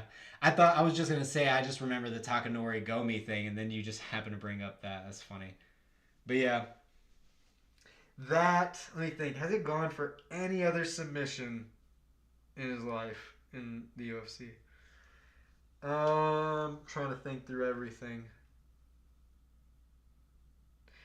I mean, I think he maybe shot up a triangle at Merab at one point, but that's like it. I think that was it. There really wasn't anything else. Yeah, really no submission attempts from O'Malley throughout the career. Seems Sean's locked in now. That humble pie really made him respect Rob. Agreed. And that's why I think it's more 50-50. I think he's a different kind of focused this time around. A really good kind of focused is what I'm feeling. I think he maybe went for a flying triangle against Terrion Ware. Oh my god. If so, that's hilarious. If he did, and that's true, I'm trying to remember that. I feel like I would have, that's funny as fuck, though. What, did he do it from, an overhook or something? Did he have the overhook and then try to fly it like Paddy Pimblett style? That'd be funny as hell. If you're good at them, I think they're viable. Paddy Pimblett can pull it off. He can pull it off for sure. Because he can pull it and transition it to other things. I think that's what makes him so good at it. Oh, man. My neck is sore from training today.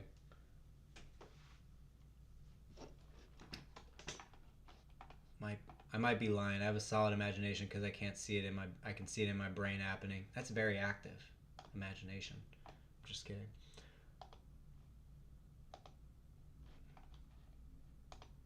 Okay.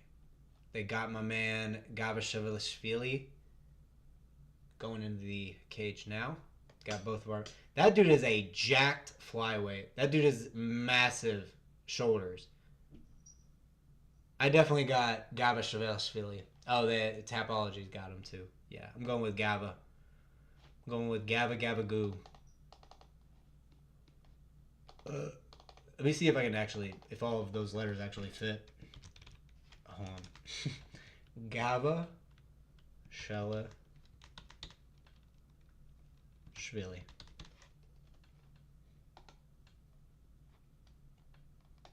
Yeah, that's not even gonna fit. That's so funny. I'm just gonna leave it like that. Gavashelishvili.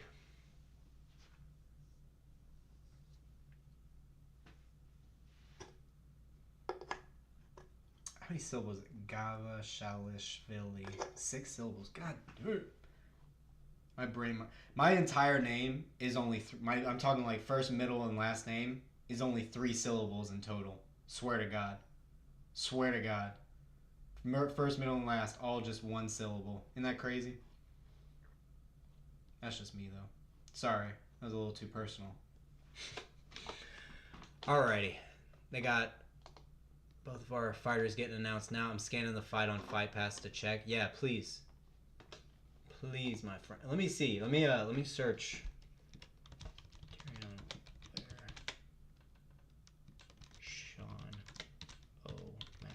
Let me just search it on Twitter. I wonder if they had any clips. No, I don't want top. Nah, there's no way that search works. They probably weren't even posting about it back in the day. Alright. They got everything ready. Oh, where's my timer thing? Oh. There it is. Okay.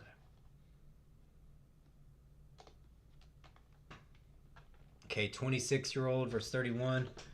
No reach advantage on either side. Just a couple centimeters on the side of Ferreira. Okay, so incredibly similar builds.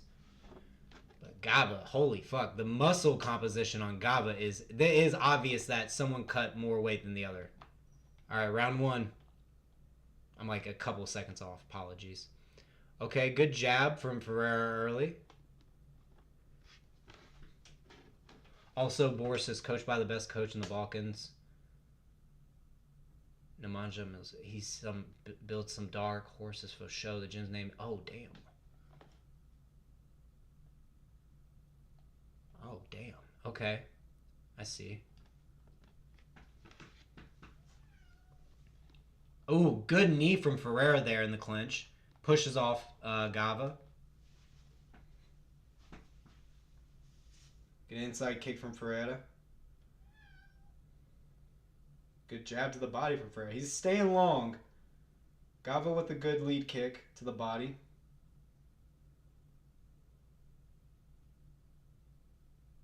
Oh, okay. Gava tried to catch that kick and come with the lead hook, but Ferreira ducks under, gets the clinch. Gava doing a good job of collapsing his overhook, his underhook though. He can't really leverage it. Now Gava's switched position on him, controlling the wrist here.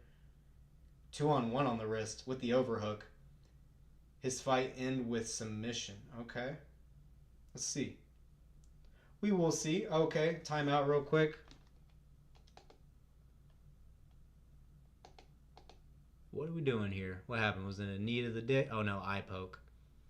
Okay, give him a second. I was right. Oh my gosh. Was he close at all in any way? Let me just screen record that, please. I'll play the clip. I don't give a fuck. I really don't care. I'll just play it like in a small screen. Oh my god. Alright, we're back.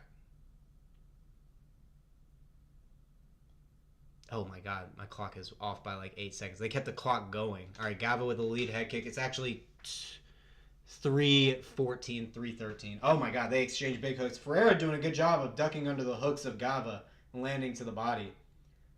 Ferreira looking like he's the better boxer here. Gava, I can see why maybe he should go for a takedown possibly. Seems like the hips may be open, but we'll see. Good front kick by Ferreira, then a jab to the body. Yeah, like I could see Gava going off the lead body kick and then going into the takedown maybe. We'll see. Good outside kick from Ferreira. 1-1-2 from Ferreira.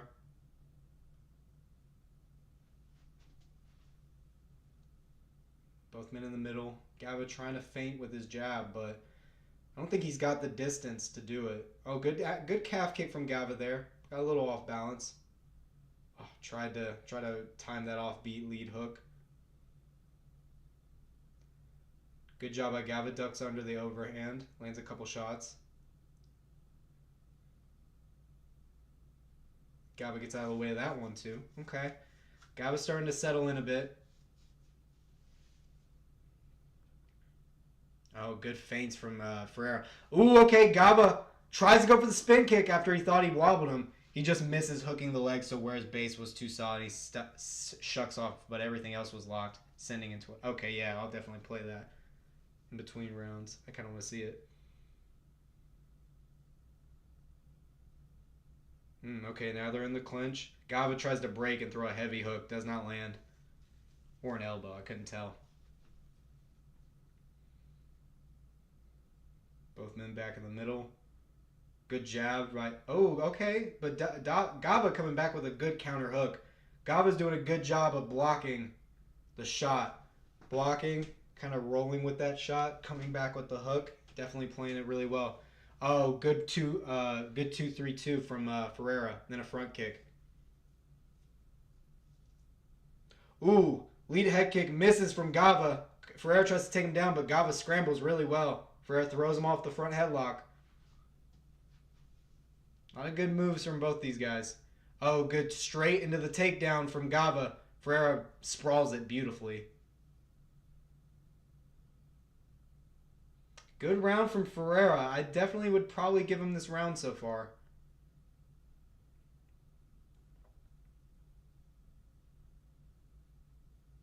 Ooh, 2, 3, misses. Oh, beautiful lead hook from Gavashelishvili. Oh my gosh. It looked like the hook that that Corey Sandhagen landed on TJ Dillashaw, honestly. Good job. Good hook. Oh, and beautiful reversal from Ferreira. Absolutely just rolls through on that. The fact that I know that should be your fight pass for me. For real. Give the lore guy fight pass for year. Free lore guy award. Dang, good scramble by Ferreira to get back up to 3. Looks like Ferreira's... I thought there was blood coming out of his nose, but it doesn't look like it. Oh my god, beautiful uppercut from Ferreira to end the round. And he drops Gava. Oh my goodness. What an uppercut by Ferreira at the end of that round. Holy clean, Batman. Clean uppercut from Ferreira. Alrighty. Round 2 coming up. Also lands an up kick that he should have put more into. Let me see this.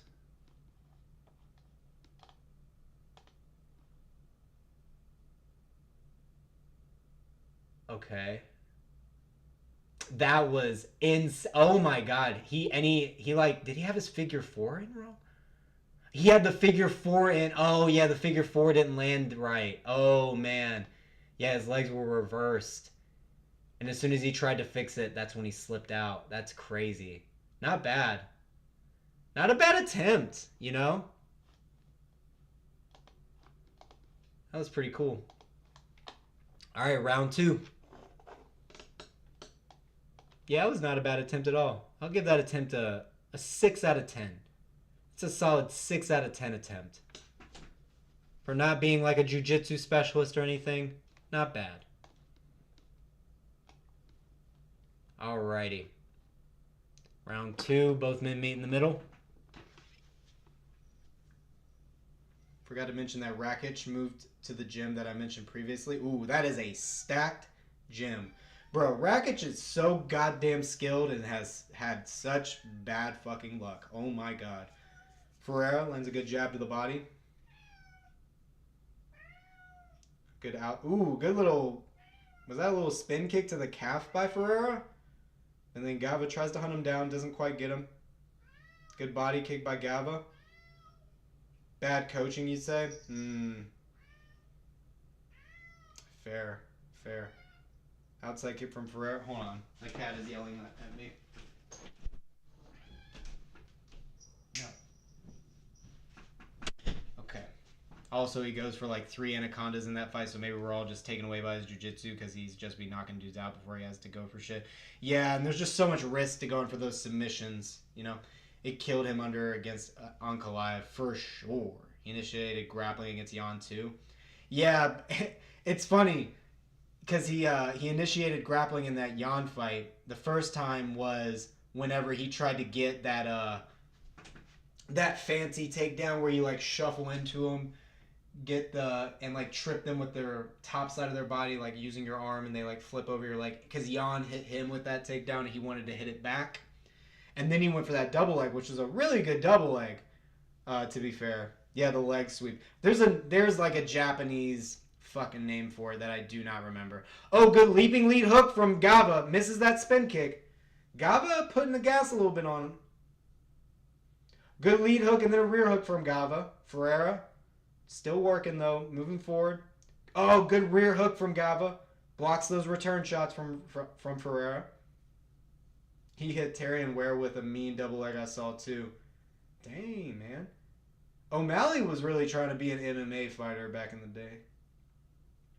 They're just at the top level. The guys who are the best grapplers are just too fucking good. So I really hope he's improved big time. Good 1-2 from Ferreira, and then he moved out of the way of that counter. Good job by Ferreira. Also, his striking in that fight is so bouncy and active in offense instead of countering. It was a sick fight. Nice. Instead of counter, kind of. Okay, I see. Dang, okay, Gava's starting to move forward. Ferreira, give him a little bit of a look with a switch stance. Lands a good switch kick there. Ooh, Gava misses that calf kick. Ferreira's starting to get a feel. 1-2 by Ferreira, but he only lands on the top of the head. Gava's good at not taking the shots too clean. That first round, he did get hit, though. Good lead hook overhand by Gava. Then the jab by Ferreira. Head movement by Ferreira. Lands a couple little rabbit hooks. Your stream is like 1 minute ahead of mine. Damn, son. Good elbow by Ferreira.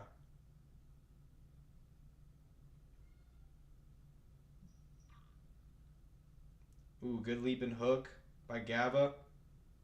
Spins around. He tried to get that double leg, but Ferreira defended. Gava is trying to land everything, man. He really likes throwing those kicks. Gava with his hands down. Maybe getting a little bit tired. Still moving quick, though. Inside kick by Gava. Good front kick by Ferreira. And then he ducks under that hook of Gava. Lands a knee.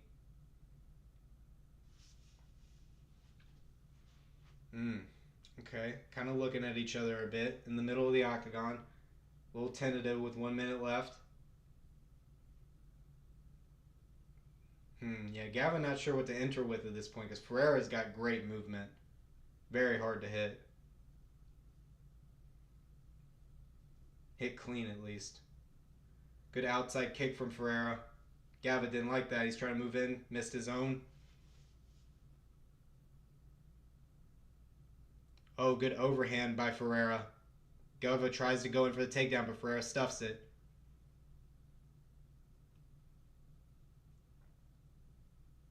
Lead head kick misses from Gava. Ferreira still using his footwork, moving along the outside. Good jab. Stuffs another takedown. Then the head movement. The takedown defense and head movement of Ferreira is very, very good. Spin kick misses again for Gava. Tries to go for another wild flurry at the end. End of the round. I'd say it's Ferreira 2-0. Ferreira 2-0 in my opinion. Wow. Good fight. Ferreira is just like making him look silly with that head movement.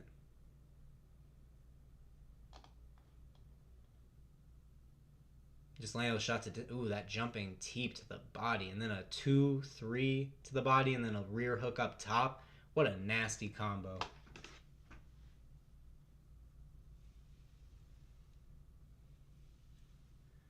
What's with the grappling? Oh my gosh. I hear you, Dennis.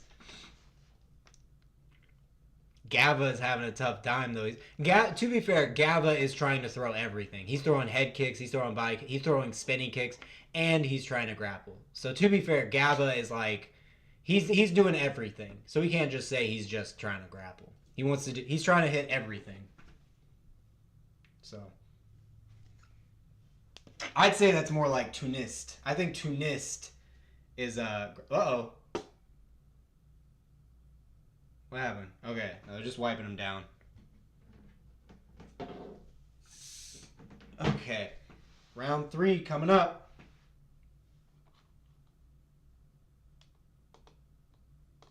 Okay. Gava getting the forward pressured on early. Both men kind of feinting that lead hand. Gava not being as explosive, not firing first like he was in the first round. He's a little more tentative. Now he countered off the front kick. Now he's finally gotten in on the legs. Oh my gosh, we have a first actual takedown attempt from Gava here. He's got Ferreira against the fence on the single leg. Got a leg in between. Bro said dance with the girl that brought you. Oh my gosh.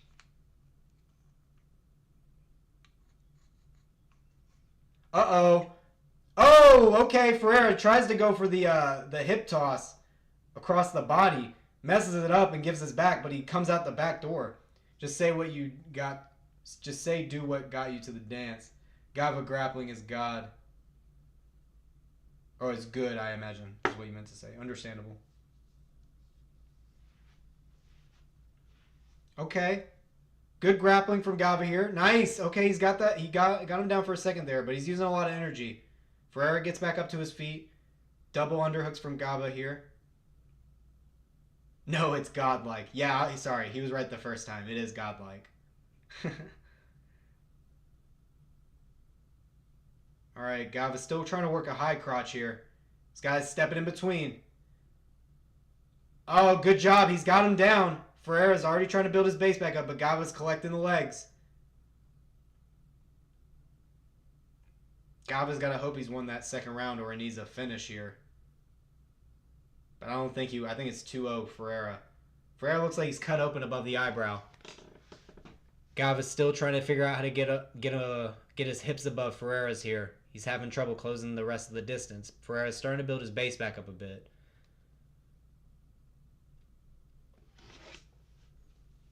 Okay. Gava holding position a little bit here. Ferreira throwing a couple little pot shots from bottom. Ref calling him to move a bit. He is kind of holding a bit. All right, couple shots there from Gava to the body. That looks good. Ferreira trying to push the head down. Gava's just holding here. He needs to move. Yeah, no shots here from. He's just trying to travel up this top half guard, but Ferreira's just stopping him. Ferreira thinking about a headlock here, trying to leverage it up. When did I start watching MMA? 2019? 2019, I think. Yeah, 2019. So not very long. Not very long. I started jiu-jitsu and started watching MMA at the same time. It's very fun time to start watching MMA. Okay, now Ferreira going for the double leg takedown on Gava. Interesting. Gava beautifully limp legs out.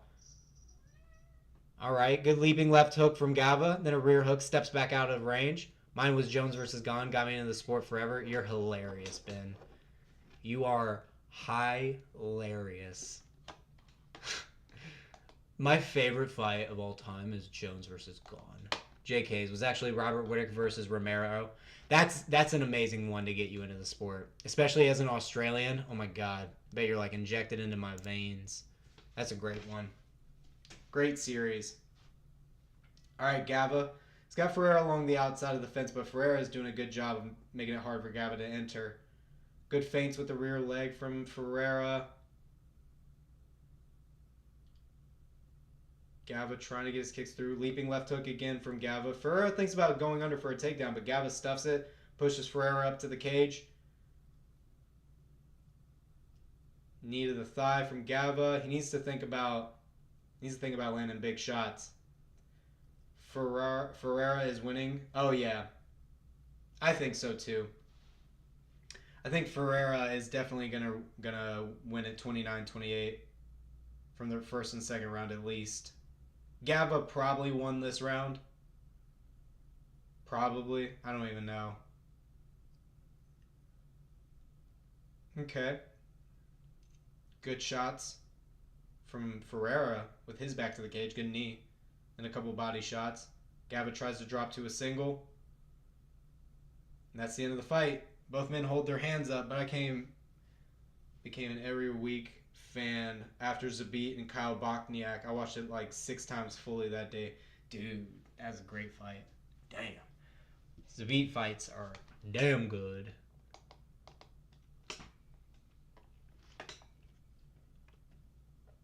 Horny grapple sesh, bro. Trash fight. Oh. Was it? I feel like a Zabit grappling fight is still good though. Am I misremembering that fight? Hold on. I'm on Fight Pass because now I'm second guessing myself. What? No. Oh. This break. Oh, okay. I was about to say. I was like, what? Okay, cool. Thank you for clarifying. Yeah, the third round was the first two. At least was the first 2 rounds were good. That fight is my all-time favorite. Oh, very nice. That's dope.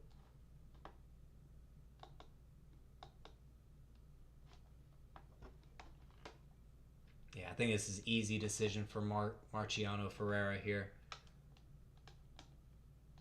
Dang. So wait, what is he moving on to? He lost his last fight. It's flyweight. 2-1 in the LFA. So he just come from LFA. He got a Brave CF and he was in LFA before that. Okay, so my man's been around. I should have probably looked at that before I picked. I saw how jacked Gava was, and I was like, oh yeah, he's gonna win. And he's Georgian. Oh yeah, he's gonna win.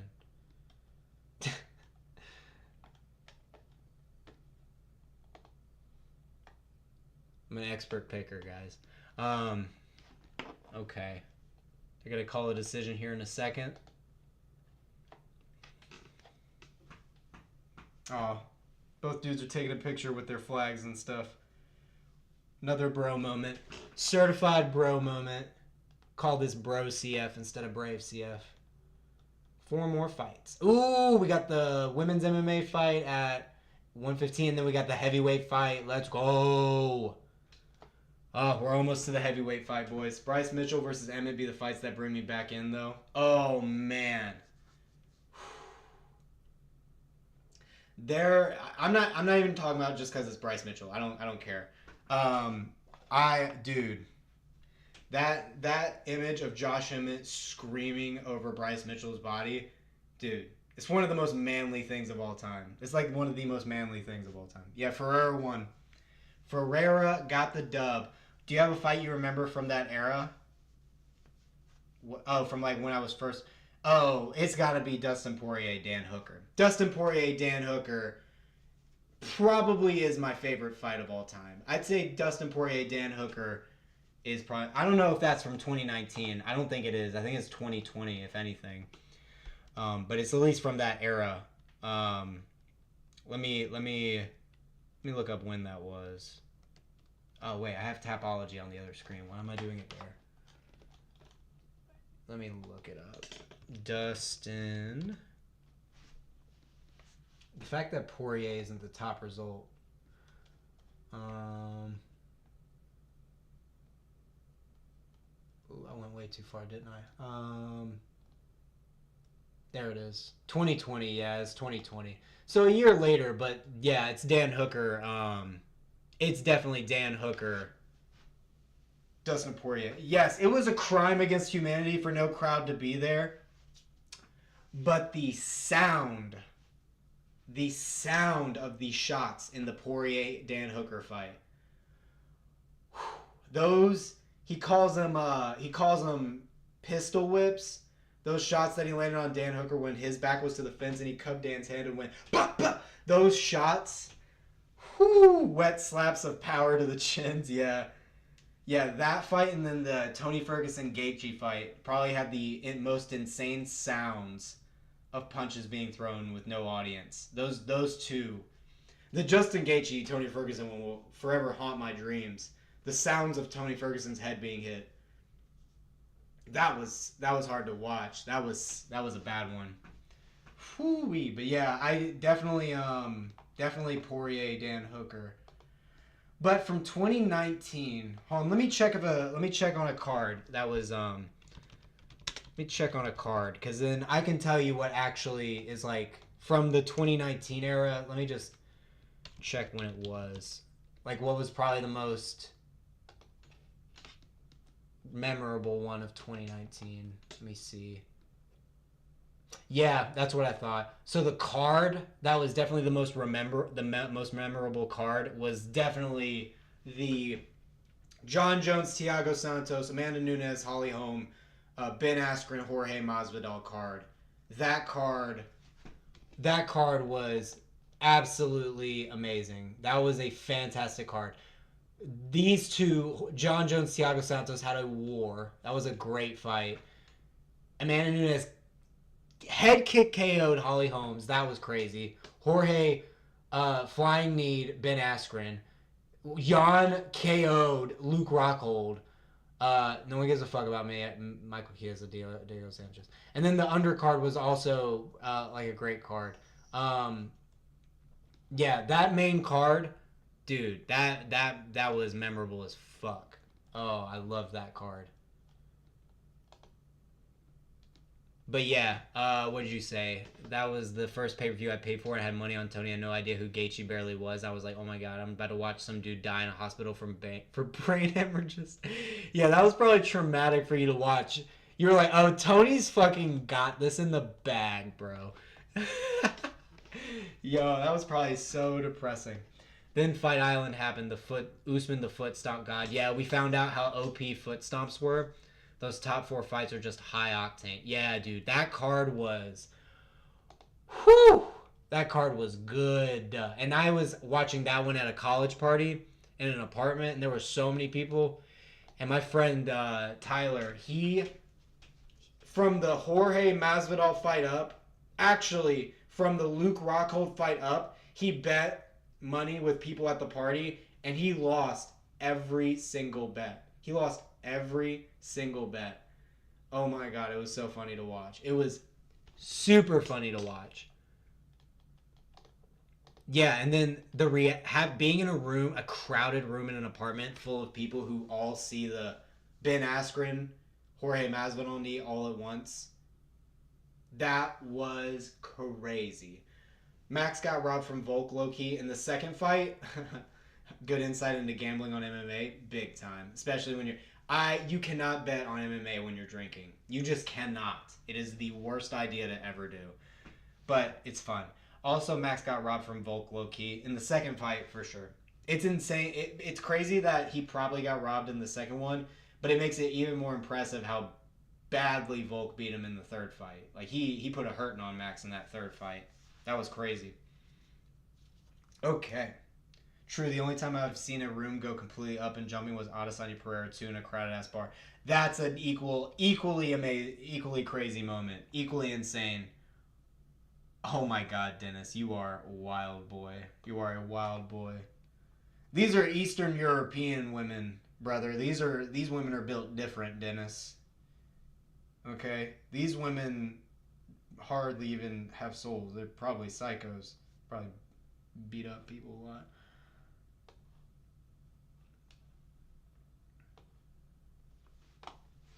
Ever since I've seen Octagon so many times, bro, Eastern European women, I can't look at them the same. They're scary.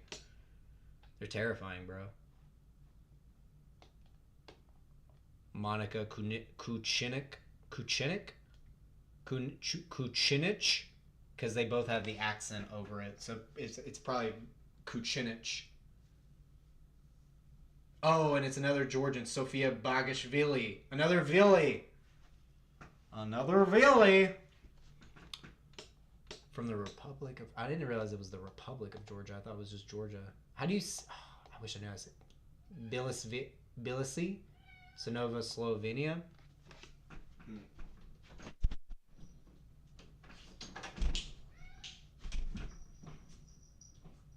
Okay. All right. Yep, she's making her walk out now. Oh, dang, having a long-ass hug with her coach. Okay, interesting. Boys, I'm so depressed right now. Oh, dude, yeah, I mentioned that earlier. The announcer's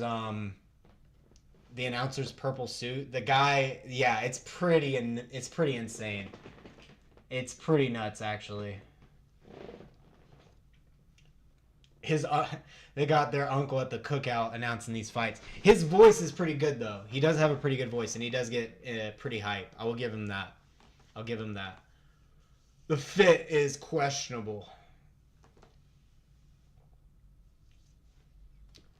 Oh, by the way, what do you... I mean, some of you I think are new, but what do you guys think of my new stream setup? I think I really like it.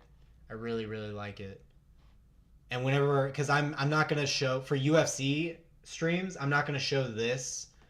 I'm gonna switch between this and this. Like this one will be for when we're just chilling. This one will be for when the fights are going. And the timer looks way better now too. And it's not as annoying to control. I don't have to scroll up and down to get it in the right spot anymore. When I'm gonna go to the actual ESPN website where they have the live stats counting up, like with like what punches are landing where. So we're gonna have that there for UFC cards. So that'll be sick. Oop. Accidentally moved that. Whoop. Okay, we're good. But yeah, it's gonna look really cool.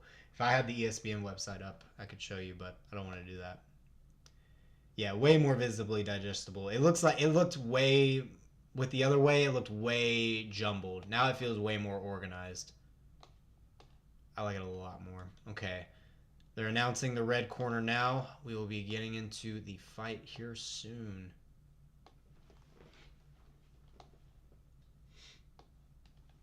And I still want to figure out improvements. I'll figure it out though. I'm pretty happy with this though. I think I am gonna stream UFC tonight. You know what? I think I am gonna stream UFC because I want to use this new pretty setup.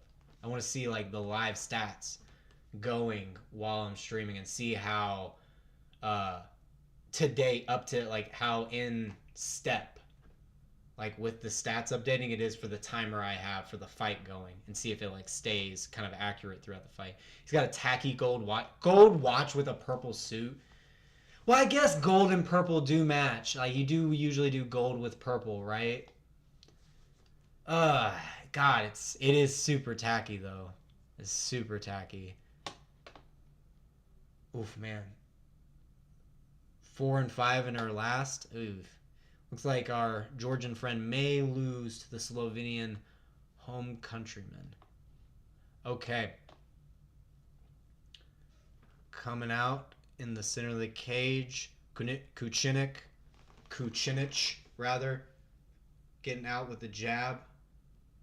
Bagishvili still staying composed, not biting incredibly hard on the feints, like not like the last one. Last fight, dude was biting on the feints and backing up all the way to the fence. It was way too much. Berus, I think, was doing that. Was it? It might have been the fight before this one, but yeah. Bagishvili is definitely staying at least in her pocket more comfortably than the last person was. Good shots with the lead weapons though here so far from Kučinič. Jabs, head kicks, and inside leg kicks from Kučinič. Okay. Good one to the body, then an overhand by Kučinič. Still just getting comfortable, not throwing with too much heat yet. Jab to the body again. Bagishvili using similar weapons. Got the lead head kick as well. Outside calf kick for Kučinič. Not really throwing with a ton of heat yet, though. Bagishvili just threw with some heat there with that one, too. Didn't quite land. Hands look fast, at least.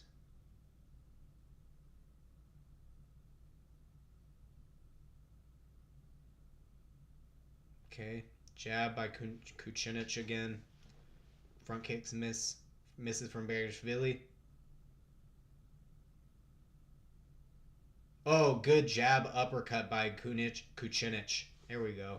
Starting to back up Bagishvili, then lands an inside kick. Bagishvili not letting herself get backed up to the fence, though. Not letting herself get backed up. She's throwing back. Inside leg kick again from Kučinič. Misses that one, too, though. Bagishvili not using a ton of footwork here. Outside leg kick from Kučinič. She's beating up that leg a lot. Not a lot of footwork from Bagishvili. She needs to.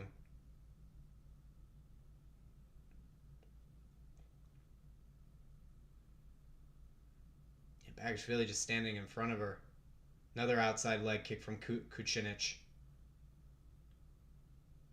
Is it Georgian fight day? I guess so. There's a lot of Georgians fighting on this card for some reason in Slovenia. Well, I think there's only 2. Maybe there's another one. Good parry by Kučinič. Bagishvili's having a hard time landing anything at the moment. Another outside leg. Okay, overhand landed by Bagishvili there. She's countering with the overhand to the outside leg kick, which is correct, but she's doing it way after the leg kick. Inside leg kick from Kučinič. Yeah, the redness is already building up on Bagishvili's leg. Thursday and Friday was Argentina fight day, and I saw like 10 Argentinians in the last 48 hours, and one of them won. Yikes. Not everyone can be Esteban Ribovic, sadly. I love, man, Esteban Ribovic, speaking of, what a great fighter. What a fucking fun fighter to watch. Outside leg kick from Kučinič again. Yeah, Bagishvili is just not...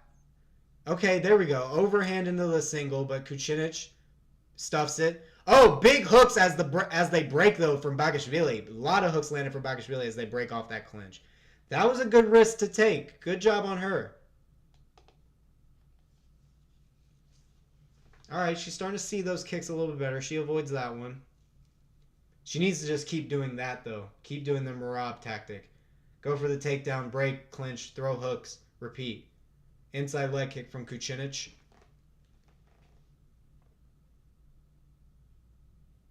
Bagishvili trying to land here, misses the front kick. Kučinič lands a good combo with the kicks, gets out of the way, good footwork. Yeah, the footwork is just way better for Kučinič, and her defense is a little bit better as well. Oh, good catch of the leg from Kučinič and lands a good combo. Then another outside leg kick for Kučinič. Then a jab. I'm asking ChatGPT the percentage of Georgian surnames that end in Vili. Dude, it's got to be so many. Make sure it's 1L. It's 1L, not 2 L's. Careful. Careful! Oh, good lead hook counter from Kučinič off that front kick. Then a body kick from Kučinič. 8 seconds left.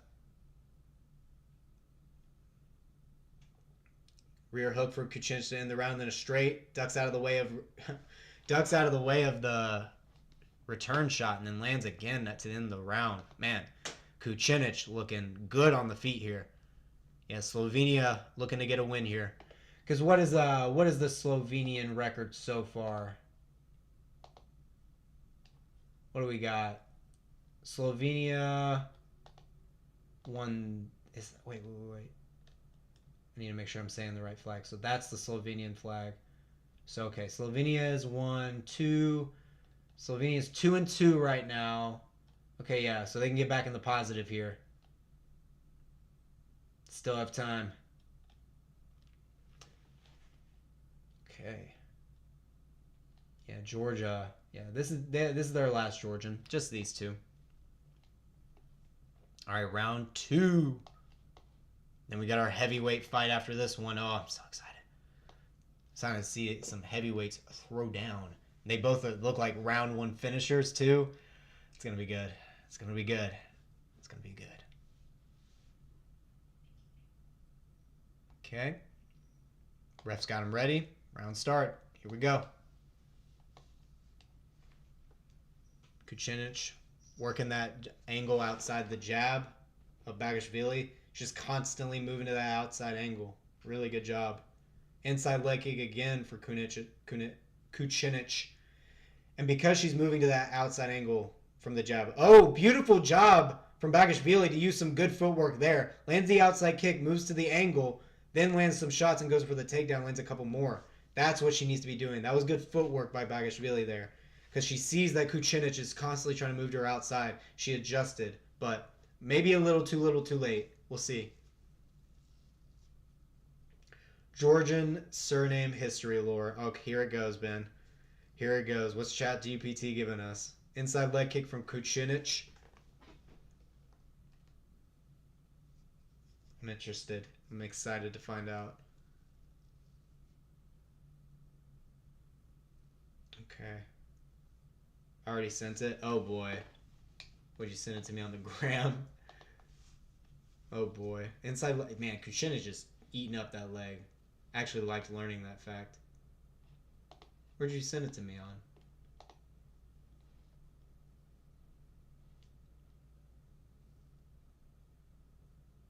Oh, you sent it oh.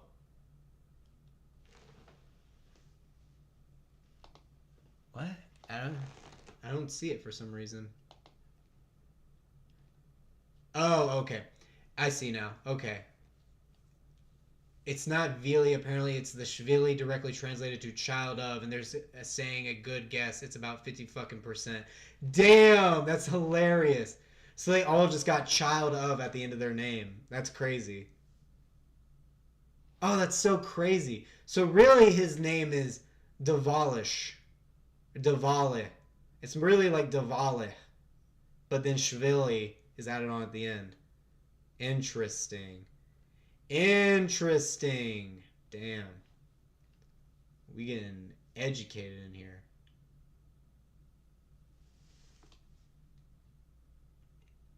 Okay, Bagishvili going for the takedown here. So she's baggy, really. Interesting. Kučinič broke that clinch incredibly easy, though. Back to the center. Marab Deval sounds mad Russian. Oh, don't say that. You're going to piss off some Georgians saying that. Like Bival. Yeah, that might be. And you know what? That might actually be, you know, the surname of without the child of probably does like have a lot of Russian, like, sounding names, honestly. 1-2 from Kučinič, missed. Probably needs to pick up the pace a little bit. Inside leg kick from Kučinič again.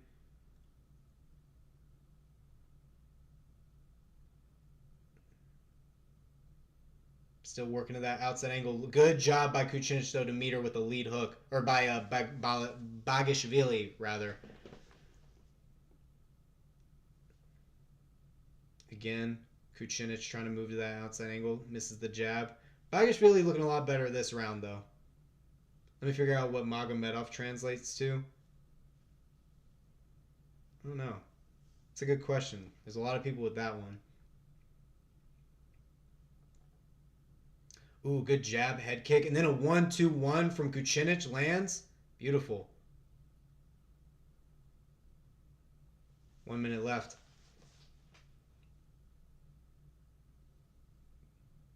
Okay. Bagishvili leaving a jab out there. They bring their hands back, but once they start throwing combos, their hands come down for sure. Good jab to the body by Kučinič. Bagishvili needs to be a way more aggressive forward pressure fighter in this moment. Like, Kučinič is just going to keep hitting her at distance. Oh, good job for Kučinič ducking under the lead hook of Bagishvili. Another jab from Kučinič, but good parries from Bagishvili. Just parrying. Be nice if she threw something off of that parry, though. Oh, 1-2 body kick. Hurts Bagishvili. She's dropped. Kučinič going in for the finish. The ref stops it with 6 seconds left. Yo! Oh, man. Big, clean body kick. Clean body kick by Kučinič. Oh, beautiful.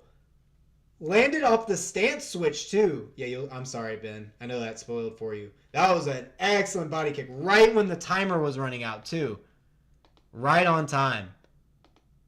Oh, wow. Wow. Good knockout. Oh, shit. Oh, shit. We got the animation. We don't have body kick animation, but we got a head kick animation. Let's go. Great body kick KO. My goodness. What a shot from Monika Kučinič. 1-2 body kick. I think she might have Did she stance switch off the 1-2? I need a replay. Let me see. Let me see. Okay, we got a replay here.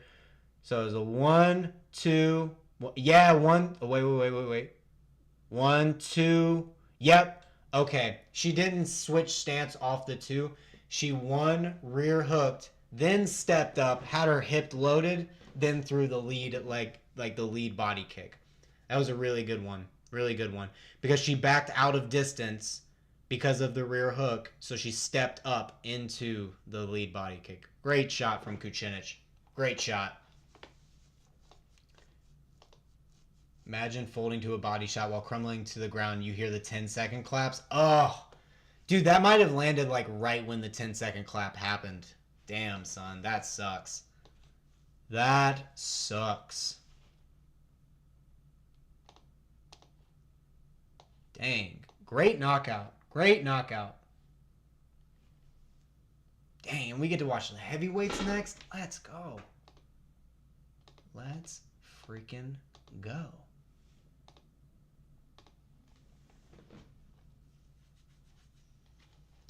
Alrighty. Now I can get a little bit more in depth on these heavyweights here coming up. Alright, Miha Frlic versus Shah Kamali. A lot of people heavy on Shah Kamali. They want him. They need him. It was a second later. She's fighting harder for sure. Pretty unfortunate, but good KO. Yep. Yup. God, I can't. That suit is so gaudy. Also gave you more Russian surname. Or I did see that. You gave it to me right when the knockout happened. So the OV also means child of. So that's why they all have OV at the end of their name. Wow. The Magomed. Magomed means it's like the region or mountain they're near, I guess. Okay. That all makes sense. That all makes sense. Okay. Dang. Didn't realize it was so geographically influenced. Interesting. Oh, they actually got a post-fight interview. Oh my god. Let's see. Of your career, How do you feel? She's very excited. What record was Kučinič? Oh, she's 6-2 now. Okay. What was that? A flyweight fight or strawweight fight? It was a strawweight fight. Okay. What's her height and weight? 5'2". Similar to calling their child. I looked that up, and Magomed means religious prophet. Oh, damn. Similar to calling their child Muhammad. Oh. Is it time for Shah Kamali? It is time for Shah Kamali Z. It is. Shah Kamali time. Yeah, Kučinič, that was a great body kick KO. Now she's speaking. I don't know what Slovenians speak. I'm assuming Slovenian. So she's speaking Slovenian. So I don't know what she's saying. What's your last name? I'll ask chat. I'm not giving you my last name. Actually, yeah, I'm not giving you my last name. But it's I almost want to give it to you because it's a nothing last name. It's a nothing last name. It's not Smith at least, but it's a nothing last name. It's not Smith. I'll give you that. That's funny.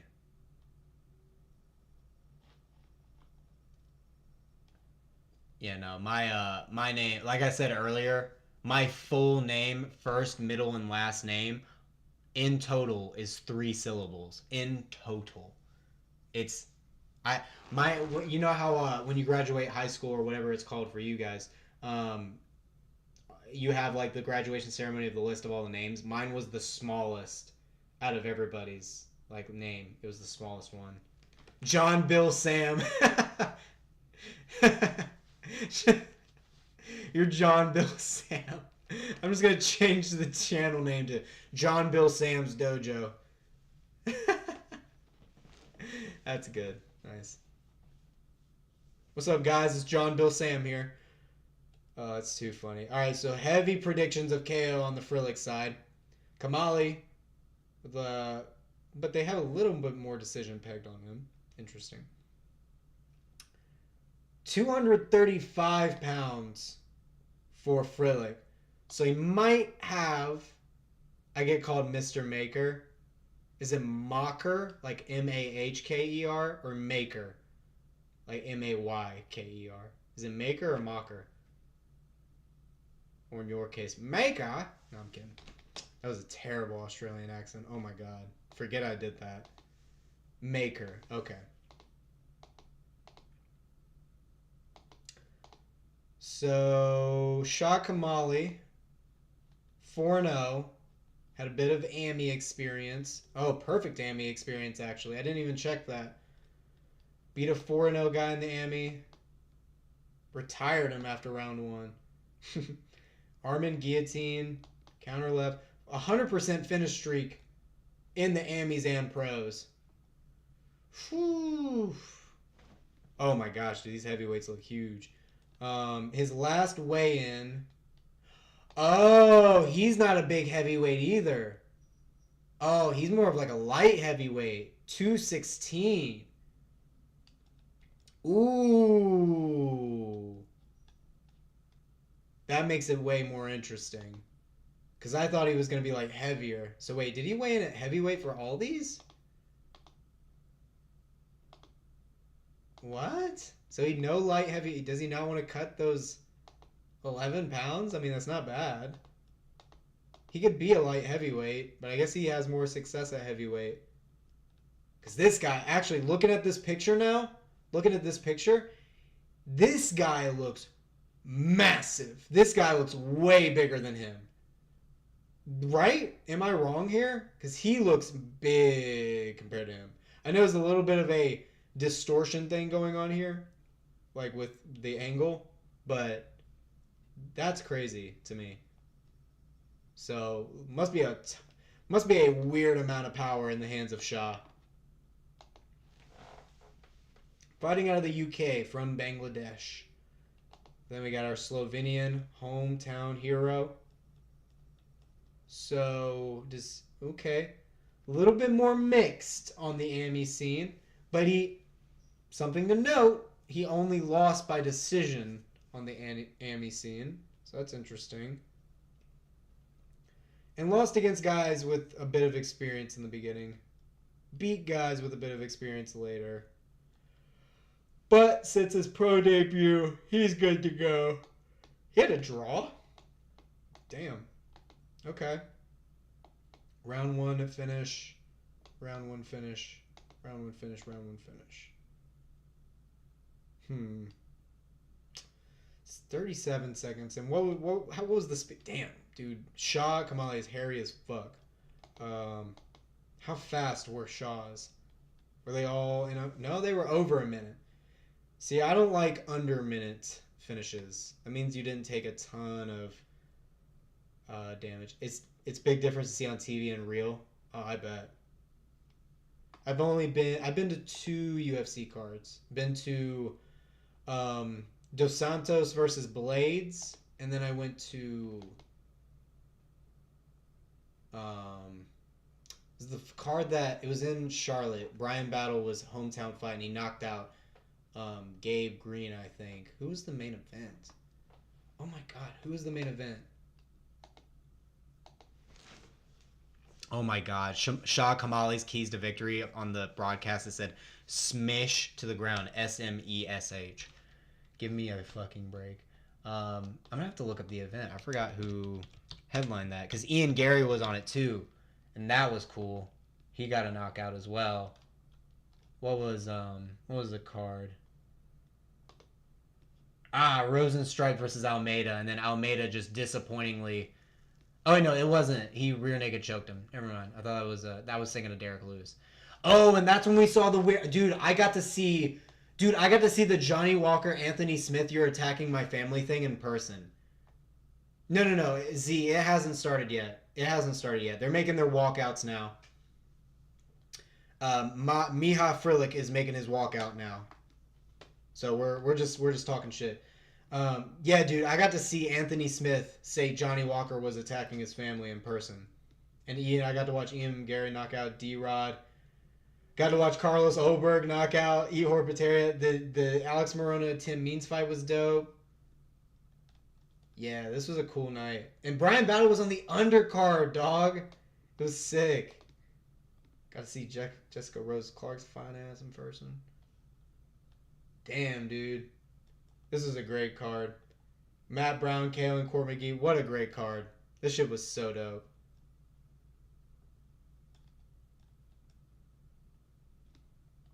Oh, man. What a great card. I can't wait to go to another event. I'm still on the fence about buying Poirier Holloway tickets. I'm still thinking about it. Okay.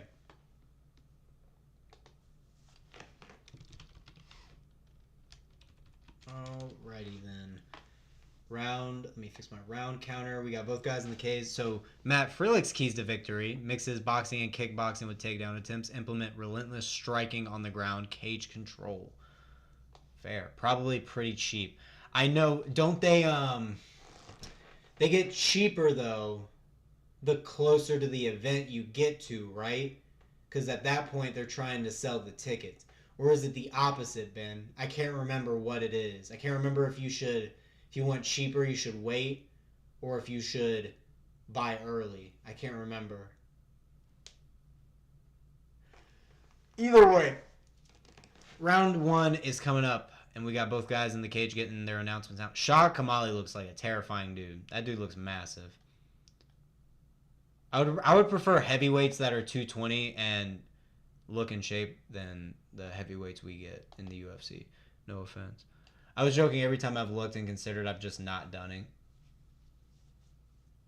Oh, you were being sarcastic? Oh, yeah, fair. Fair. I thought you were talking about because of the quality of the card. Not necessarily being, like, amazing at the moment.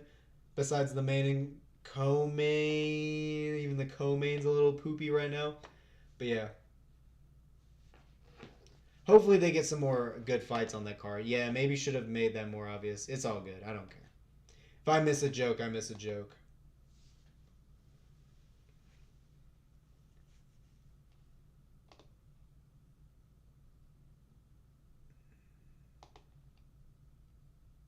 Okay. Yes, Dennis. We are getting to it. We'll see if our boy Shah gets it done. In fact, let me show respect and put my prediction up.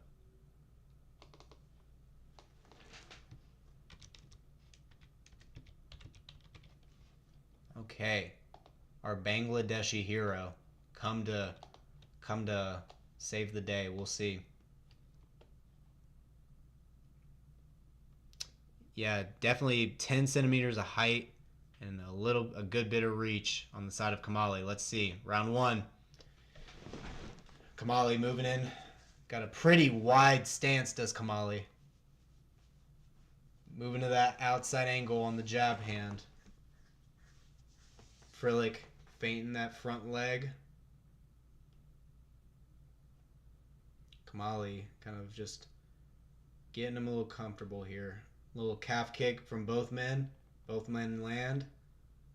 Dudes both look absolutely jacked.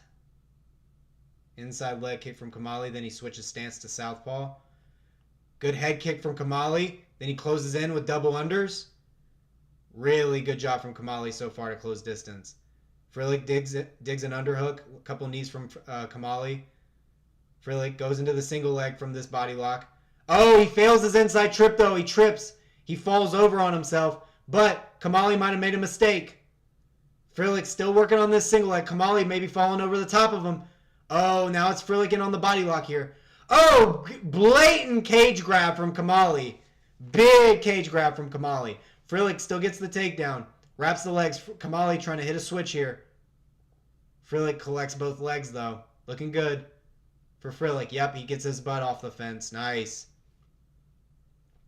Alright, Frlic collecting the legs. Body lock still for Frlic. Yeah, no first round. I don't think there's a first round finish happening tonight. It's probably the toughest opponent both these guys have faced. Good knees to the thigh from Frlic. Kamali gets back up to his feet. He's trying to fight the hands. Now he turns into Frlic. Now he's facing him again. This is the biggest fight in Bangladesh history for combat. That's why I'm so hyped. I'm sure, bro. Let's go. Let's hope Kamali gets the win. Brings it up for Bangladesh. Run it up. All right, 2-on-1 control for Kamali. He can probably get out of this situation. All right, they break and Frlic throws a couple hooks. Kamali staying in the southpaw here. Oh, good rear hook from Kamali. 2 to the body for Kamali. Oh, head kick for Kamali. Nearly gets through. Then a rear hook. Frlic lands a lead hook, though, and wobbles Kamali a bit. No. Okay, Frlic drops Kamali. Kamali trying to scramble. Frlic landing big shots from up top. Now Frlic rolls into top half guard. Woo! Kamali too loose. He lost too much energy in one round. We'll see, Dennis. Hopefully he can survive this. Frlic still. Now he's in full mount. Frlic throwing big hooks from full mount. Kamali tries to buck him off. Frlic thinking about an Americana. He lets it go. Lands more shots. Big elbows from Frlic. Kamali trying to frame off of him. Trying to get his legs back. All right, he's starting to do a beautiful escape from Kamali. Now he's looking for the leg lock. Kamali's looking for a leg lock. He's got a heel maybe. He's on top for a knee bar. Oh, he doesn't go for it. He lets it go. Kamali doesn't have the energy. He's still like dazed. He's still recovering. When is Fakhreddine's fight? I think that's either up next or the one after that. Frlic now on top turtle here with one hook in. Both hooks in now for Frlic. He's working on the rear naked choke. Kamali's fighting the hand that's trying to lock it in. But Frlic still got one arm across the neck. Minute 20 left.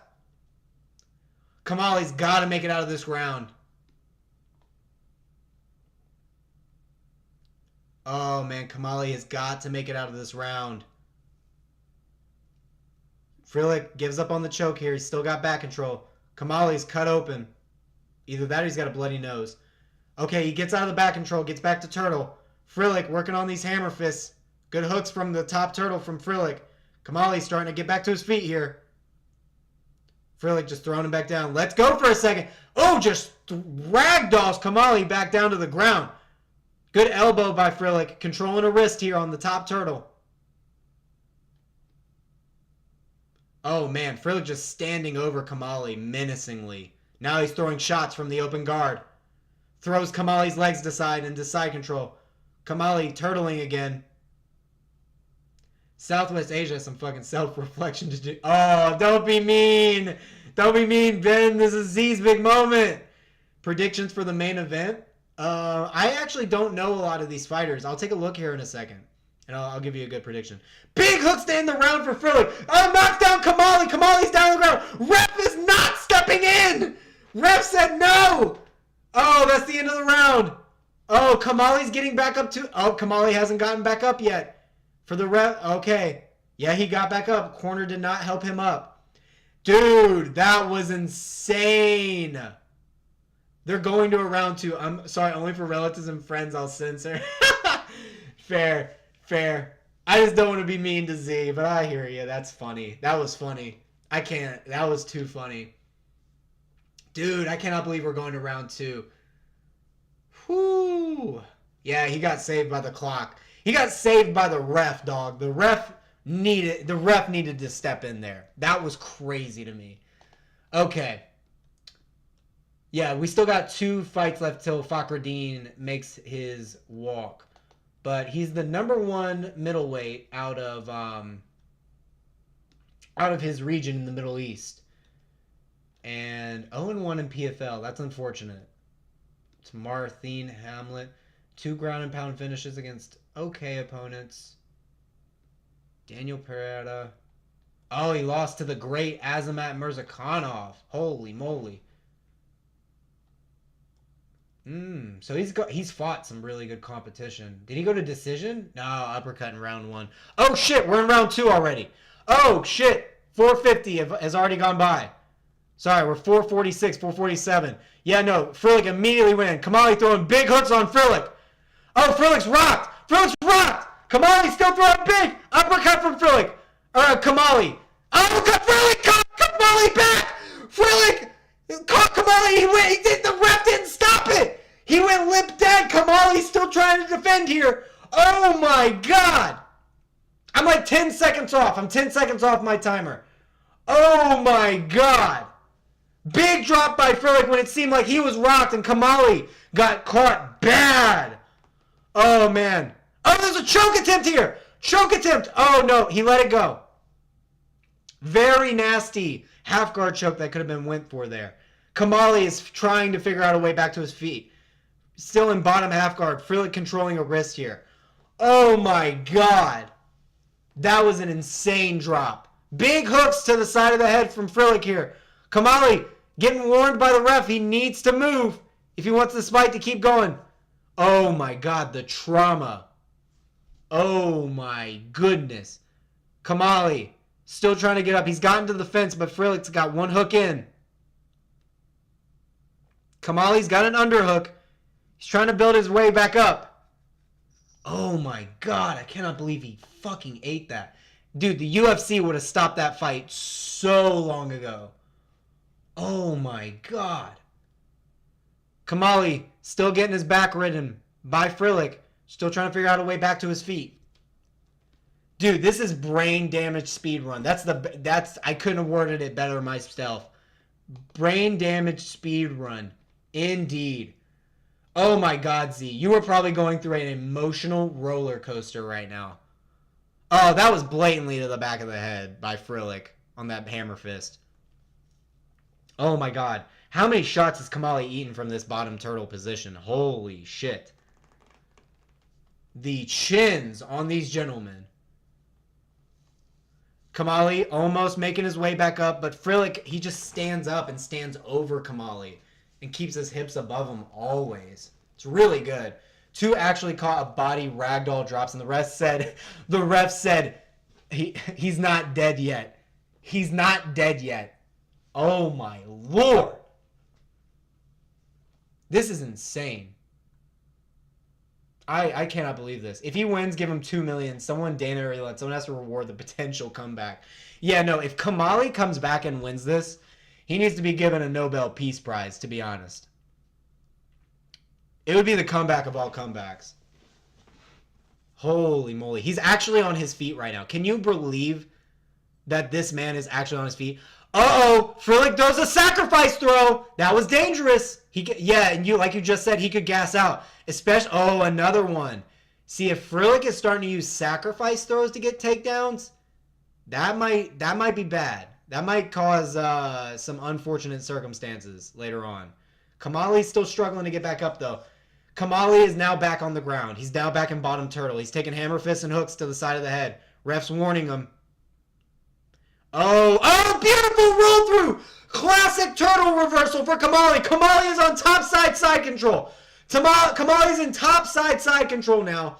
He's got the crossface. Kamali just completely switched positions. Classic turtle reversal. Classic turtle reversal. He's trying to... Oh, he's about to tap! Wait, no, Frlic's okay. Frlic's okay. Kamali is trying to isolate a head and arm choke here. What is Frlic doing? Kamali, you need to transition to full mount. What are you doing? Transition to full mount. If you want a fucking head and arm choke, you got to go to side control. What are you doing? This is the most regional style war ever. Bro, you want to know what regional MMA is? It's this fight right here. This is the most regional MMA of all time. So true, bro. So fucking true. This is so entertaining. Good shots to the body by Kamali to end the round. No way he wins this round, though. No way he wins this round. Oh my goodness. But this is good. He needs to keep landing to the body. Send him to the corner with body shots. Oh my god. Okay, end of the round. Whoo! Yo, where can I watch this fight afterwards? Will they upload? Surely. Oh, hold on. Let me check YouTube. Let me check if they upload fights afterwards. I'll answer that for you. Brave CF 96. Oh my god, I'm gonna Google myself. Brave Combat Federation. Videos.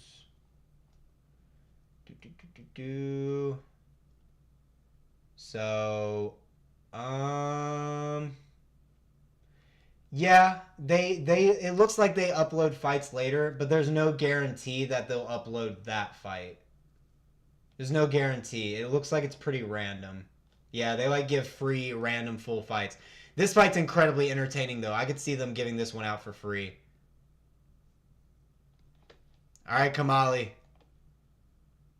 All right, Kamali. Let's go. Round 3. Let's go. Come on, Kamali. Big comeback here, Kamali. All right, round 3. Here we go. Let's go, Kamali.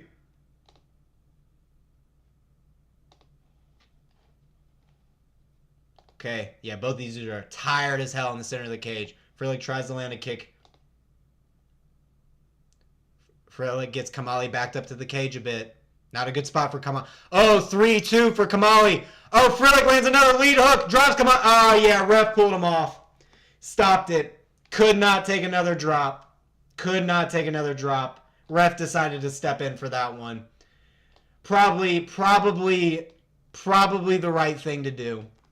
Probably the right thing to do. It was the right thing to do in the second round. Damn, son. Damn, that lead hook was deadly for Kamali. Frlic was landing that lead hook badly in the second round, too. Good knockout by Frlic. What a fucking war. What a war. What a war. Great, great fight. That could have been the main event if they wanted it to be. That was amazing. That was amazing. Holy moly. Kamali is so out of it. Whoo! Absolutely nonsensical. Yeah, the fact that he stopped it there but not in the second round, that didn't make any sense to me either, bro. Did not make any sense to me either. Did Kamali lose? Yes, he did, RA. Yes, he did, my friend. He did lose. He did indeed. Excuse me, I got hiccups. Ugh, I sound cute as hell. Pause. Just high loose and get. Oh yeah. Oh man. Whew. Hopefully these hiccups go away. Nicholas Hwende versus Borislav Nikolić. Hwende, Nikolić. All right, I got the names.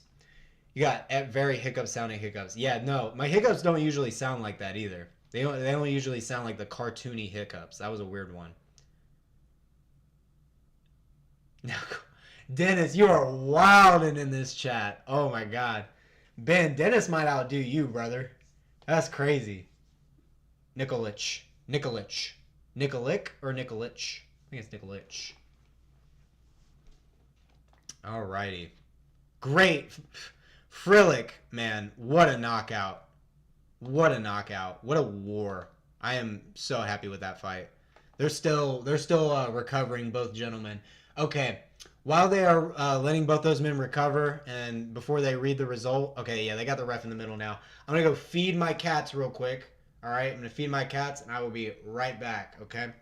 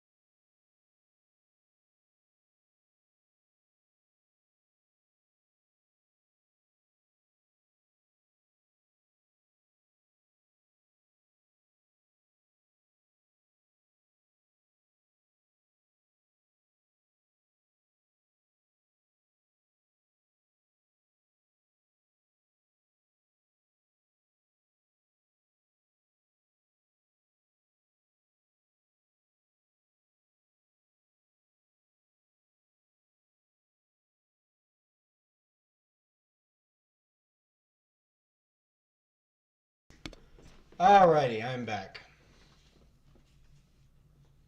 Why you feed the cat, send the cat to China, make us... Oh my god, Dennis, you are wildin', my dude. Any crack streams? If you wanted who's winning, no one's fought yet. They're not fighting just yet. But Ghost Kamali got brutally knocked out. Brutally. Second round, he was getting touched up bad in the clinch. touched up really bad in the clinch. He got dropped cold, woke back up. Ref did not stop it. He looked like he maybe was coming back at the end of the second, but then got dropped incredibly bad with a lead hook again in the third, and the ref stepped in and stopped it. Rightfully so. Rightfully so. It was a fantastic fight, though. Kamali was showing insane grit. The ref was showing no regard for his life. That's what it looked like to me. But what do I know? I think everyone else in here would corroborate that. Those who did see it. It was pretty nuts. Yeah, poor dude, honestly. It was a rough one to watch. Glad I quit MMA early. Fair. All right. People are heavy picking Hwende here.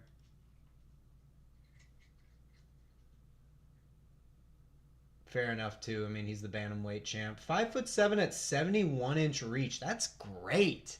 That's great stats for bantamweight. Okay. 5'9". We don't know the reach, though. 32 years old. We don't got the age either. How do we not have the age of the champion? That's kind of weird. It's kind of strange.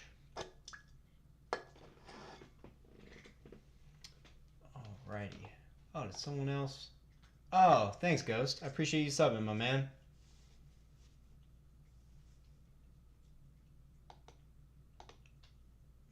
But yeah, they play in the promo for Hwende, Nikolić now. All right, let's look into these careers, shall we?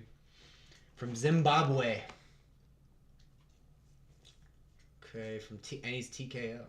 Wait, and he's fighting out of South. Oh, wait, is TKO Boxing Club? Is that the gym? Is that the one I'm thinking of? Wait, hold on. Where's the link to click TKO Boxing Club? I'm confused. Because you can usually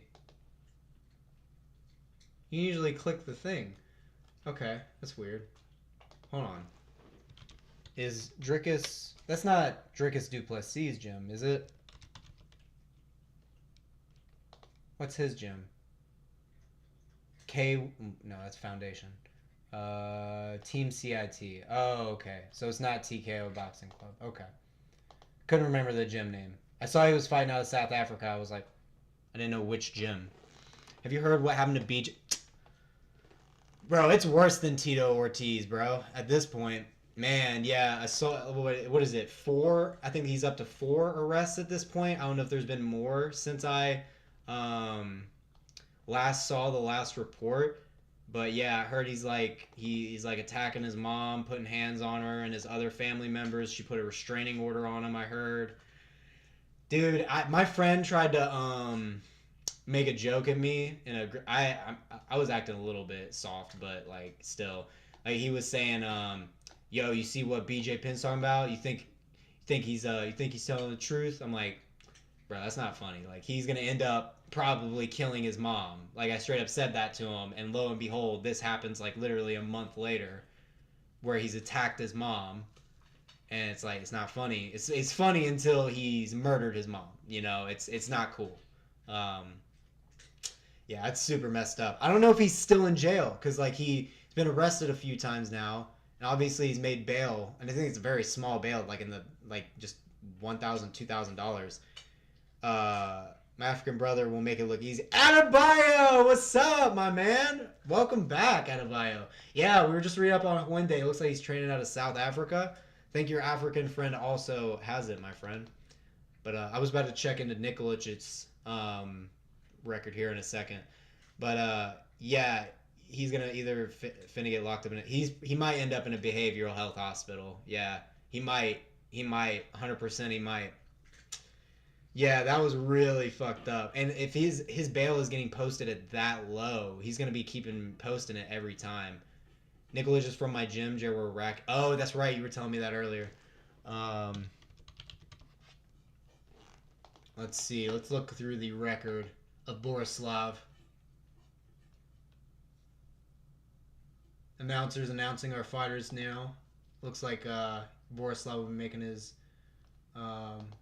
walk here soon. So Secretary of MMA. Is this what we're talking about here?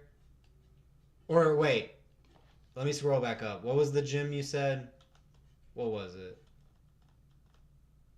I can't find it. Can you say what? Yeah, what was the gym name again? Can you say it again? Because I'll look it up. In fact, I'll look up if Rakic's gym is already updated.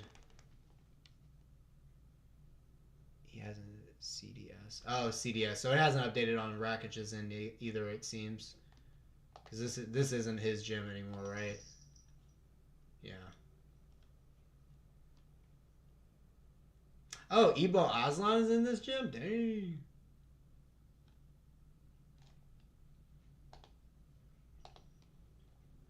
Okay. Yeah, it doesn't look like it is updated. Hopefully they get that updated soon. That's an Austrian gym. Ah. Okay, so we got a guillotine choke. Got elbows, punches. Round 2, round 1, round 1. Lost the decision to Gazmat Magomedov. Why does that sound so familiar? He's 7-2 now. Oh, lost in his Brave CF title to Brad Katona in 2022. God damn! Lost to JP Base. So this guy had gone against some decent competition whenever he beat Nikolić. So can't hold. Oh, he also lost to Brad Katona by guillotine. Dang, Brad Katona's got some heads in Brave CF. That Daggy's trains with getting off. Oh damn. Ali Guliev. That also sounds super familiar. Hold up.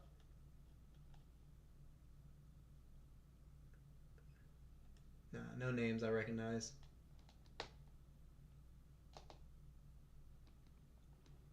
Brad just got bodies. For real, Ben. Who knew Brad had so many bodies? That's where all his finishes are. I was looking for him. Just kidding. Just messing. Was that Wellmacher? Where? Who? Where? Where you see his name? I don't think Brad Katona fought Wellmacher, yeah. But yeah, where'd you see Wellmacher's name? I didn't see his name. Did I? Yeah, I didn't see Wellmacher's name. No, last fight for Katona? No. Katona didn't fight Wellmacher. He fought Bekzat Almakan. Got finished. I predicted the Gene Matsumoto win.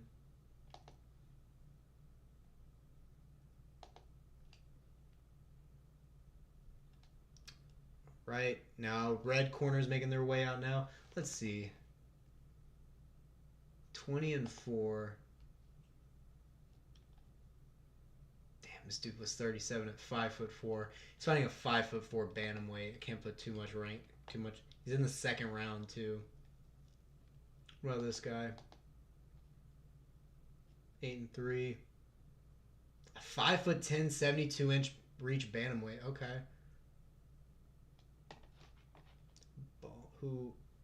No, last fight for Katona. Who was it? I thought it was Wellmacher. Who was it? Ball knowledge -5. Yeah, you're struggling, Lord.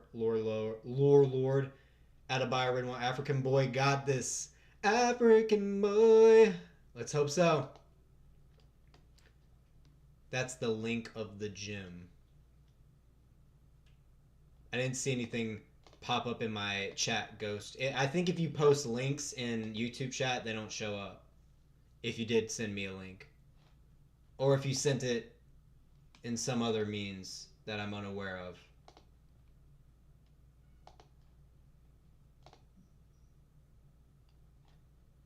Okay. Hwende making his way out now. Okay, so decent what was Ali Guliev? 26, 5'9", okay. So he's some decently sized bantamweights.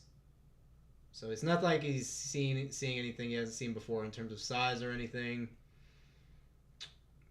And then Hwende's last opponents, like who did he beat to get the title? Kosi. Oh, is this guy also African? Dang, he had to beat a fellow not a fellow South African, but he trains out of South Africa, so he probably didn't feel good beating another South African. He probably felt bad, but dang, that sucks. Oh, and this guy was on a little win streak. He had defended his title against the same dude. Yeah, I'm gonna go with Hwende. African, just getting to know name of that gym. Okay. Copy. Adebayo from the Miami Heat. African just getting to know about MMA. When I was in the university, I've never come across anybody that knows what MMA is. They only know Adesanya and Kamaru. They don't even know they fight MMA. Oh, that's insane. I did not know that. That actually surprises me a good bit, Adebayo. It doesn't surprise me that they know Adesanya and Kamaru Usman, but the fact they don't even know they fight MMA, that's crazy to me. You would think Africa would be all about it. You'd think they'd be on that shit, but yeah, that is strange. It's interesting.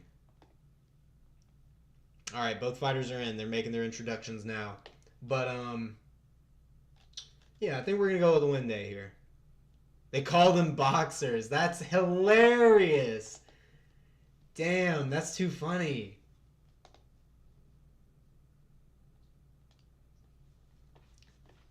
They call them boxers. Fuck. That must make you cringe so hard, though.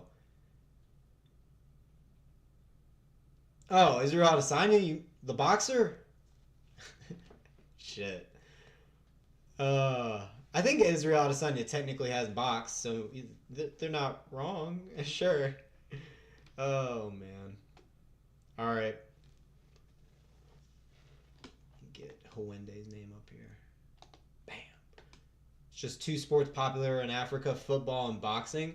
Boxing is big in Africa? I didn't know that, actually. I didn't know boxing was big.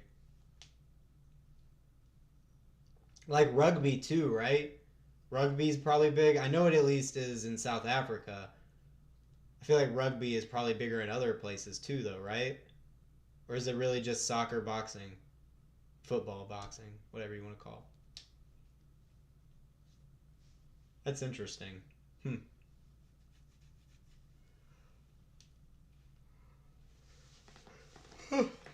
And running, of course. You got runners. Y'all got the runners. Long distance.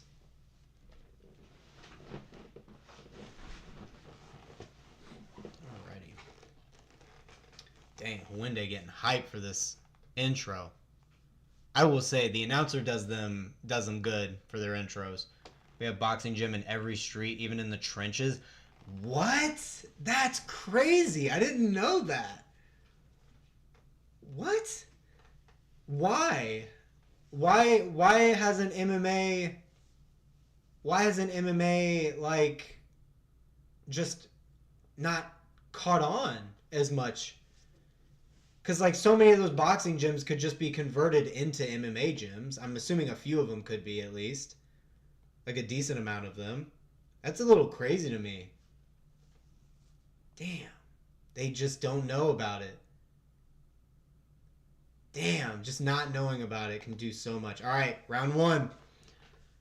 Oh, man, Nikolić is on early. Big front kick from Hwende. Inside leg kick. Wow, I love Hwende's stance. My man stands confidently tall. Oh, good check from Hwende. Nikolić is really focusing on those leg kicks. Good switch stance jab by Hwende. Keeping his guard good and high. Good outside leg kick from Hwende. Oh, good outside kick from Nikolić. Oh, step in 2-3 from Nikolić. Southpaw for Hwende. Switches stance off the feint. Jab to the body from Nikolić. Hwende backing Nikolić up. Tries to land a lead overhand. Ooh, good 1-2-3 by Hwende. Man, Nikolić just looked like he's trying to explode forward. Like he's got like a karate stance. The hands low. Outside leg kick from Nikolić has got heavy leg kicks. Lead hook from Nikolić. Then a jabber cut. Outside kick for Hwende. Good jab by Hwende. Man, I love the front kicks of Hwende. Okay, good calf kick by Nikolić.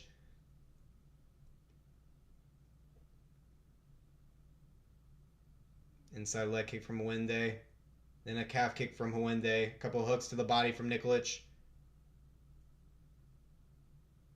1-2 by Hwende. Misses the step through overhook. Or overhand. Jab misses from Nikolić. Hwende starting to figure out the distance, I think. Good jab. Oh, 2-1 from Hwende. Then goes for... Oh, goes for the takedown, but almost gets caught in a head and arm there. Outside leg kick from Hwende.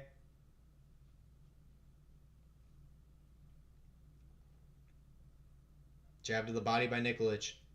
Good body kick by Hwende. Back to the southpaw. Also, this is honestly the real debut for that Australian Quillen Squillian dude. Yeah, agreed. This is definitely... Well, I don't know. Oh, good elbow and 2 off the break from Hwende. I will say, he had a really good opponent in his Contender Series fight. Quillen Salkill did. That was a good Contender Series opponent. But he has a really tough... The odds are way too wide for Yanal Ishmouz. Like, he should be like a... Quillen should be like a 2-1 favorite. Both men exchange leg kicks. Front kick from Nikolić misses. Hwende lands a good counter. Good 2 from Hwende. And then a rear hook from Hwende. But yeah, it's definitely still a winnable fight for Yanal Ishmouz. The odds are, yeah, Adebayo. The odds on all the fights for today are crazy. Front with the... Oh, man, I love Adebayo's feints into the takedown. Good double leg dump by Hwende. Then he gets his hips in. Uh-oh.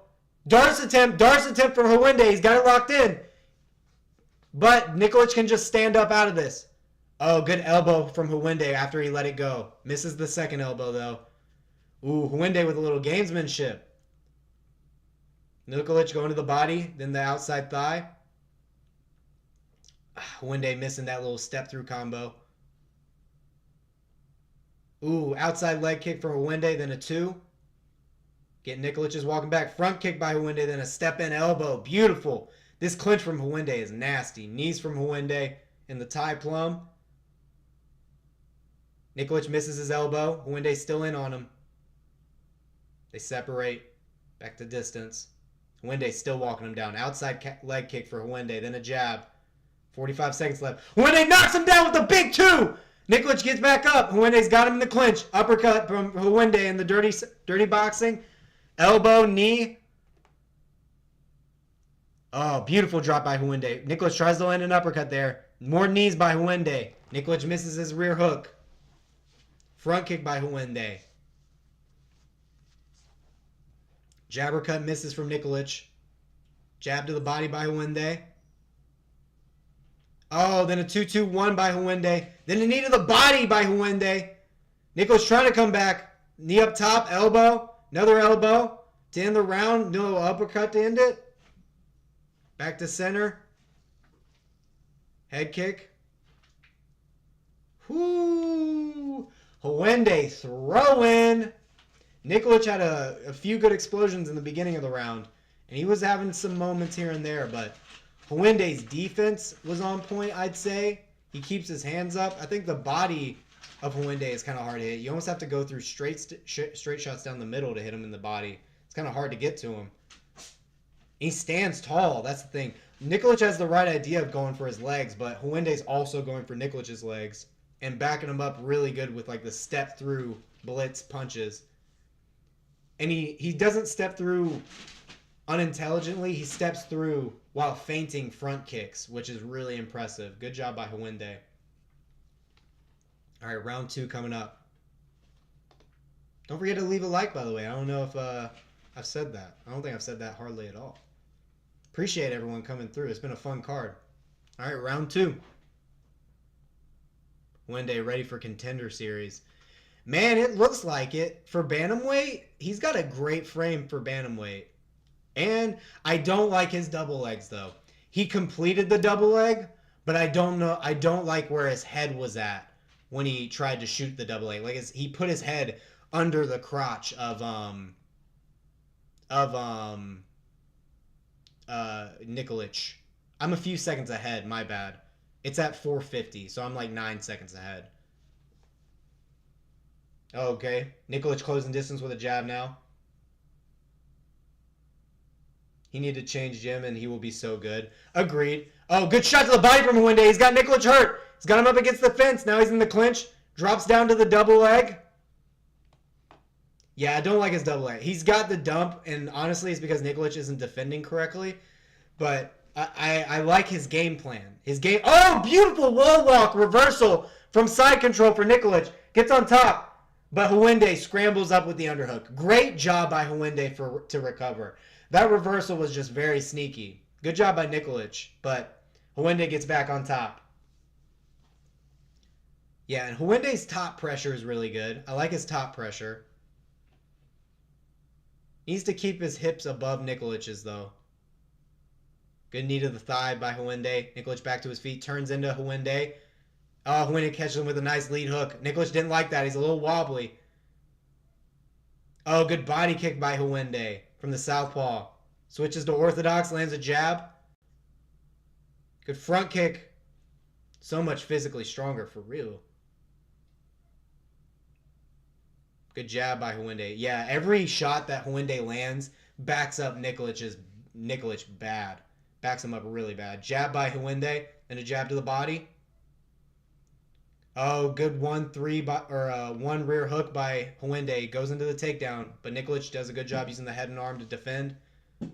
Good elbow by Hwende when they break for a second. Back in on the clinch. Nikolić has got the head and arm here.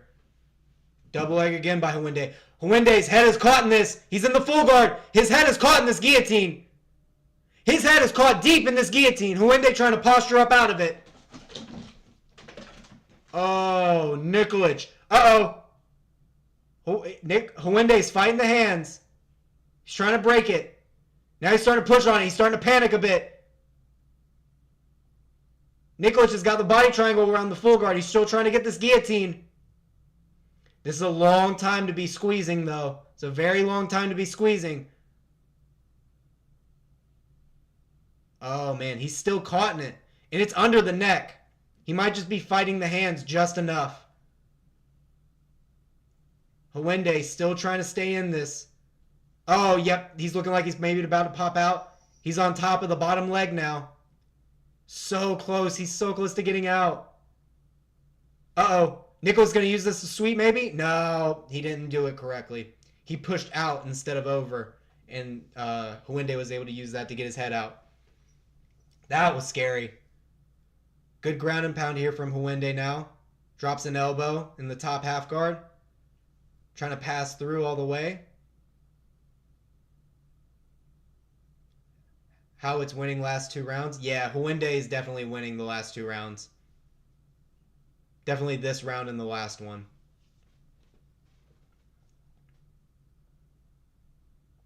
All right, now Nikolić is trying to build back up, but he exposes his back a bit. Drops back down to the ground. He doesn't want Hwende to take his back. Hwende takes full mount instead.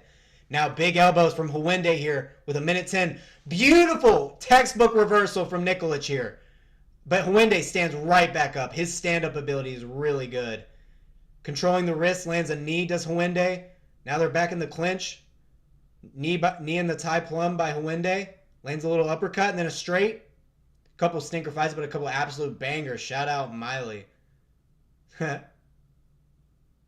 Nice straight by Hwende to crash in. You just have to knock out Hwende to stop him. He is tough as nails. He looks like it. Good rear hook landed by Nikolić there. Doesn't face Hwende though. He's just trying to throw Hwende off him. Good rear hook again. Misses the uppercut though. Hwende backing up a little bit. Giving himself a second to breathe. Good check by Hwende. 2-3 by Nikolić. Partially lands. Hwende backing him up. Uh-oh. Good leg kick by Nikolić. Stumbles Hwende a little bit. Hwende used a ton of energy this round. Still getting Nikolić backed up though. Uppercut. lead hook misses from Nikolić. Hwende step in elbow lands clean on Nikolić. Good end of round 2 for Hwende. Definitely 2-0 Hwende, I'd say. 2-0 Hwende. Whew. Man, that is a nightmare clinch to get caught in. That Hwende clinch is disgusting. The uppercuts, the crashing straights, the elbows, the knees. I love it. Hwende's got a great style. Nikolić, I'm sure, has a really fun stand-up style too, but the takedowns being mixed in for Hwende is making it a lot harder for him to get going, which is a great game plan by Hwende. Great game planning. Yeah, they are both going for. Cannot imagine fighting this hard for both of them. To have to lose this. Whew, ain't that the truth, bro? Imagine having a war where you're back and forth, but one guy is obviously winning, and you know by the end of it you lost. That's gotta be rough. Yeah, his eye is. Yeah, you're right. Nikolić's eye is very swollen. All right, here we go. Round 3.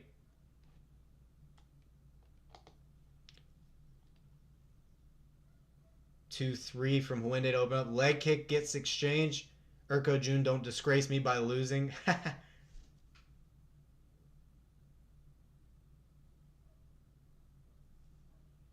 Inside leg kick from Hwende, just tapping it. Front kick by Hwende into the southpaw stance. Just tapping. Oh, good jab to the body, then a step through straight up top by Hwende. Gets Nikolić's backing up. The chin on Nikolić, man. You mustn't lose to a 40-year-old. For real, for real. Outside leg kick from Hwende. Ooh, slips out of the way of that uppercut of Nikolić. Good job. Nikolić tries to crash in. No good. Leg kick by Hwende again. Hwende's starting to get ahead on the leg game here. 1-2 by Hwende, then a lead hook. Starting to flurry on Nikolić. Uppercut, lead hook by Nikolić. The uppercut kind of lands. Still just Nikolić is just waiting for a counter shot at this point when Hwende flurries. Hwende just keeps crashing him back into the fence and then starts flurrying on him. Step in, stomp by Hwende. Good job keeping Nikolić backing up. Oh, good leg kick by Nikolić there as Hwende was switching stance. Topology couldn't find a Hwende birth certificate apparently. For real. I think it said he was in his 20s though. Like 28. I think he's 28. Like he is really, really a good age. Good check by Hwende and then returns. Oh, 1-2 by Hwende and then a lead hook. Yeah, his eye is getting really swollen up. Ref's going to have to take a good look at that in the next round. Tries to angle change.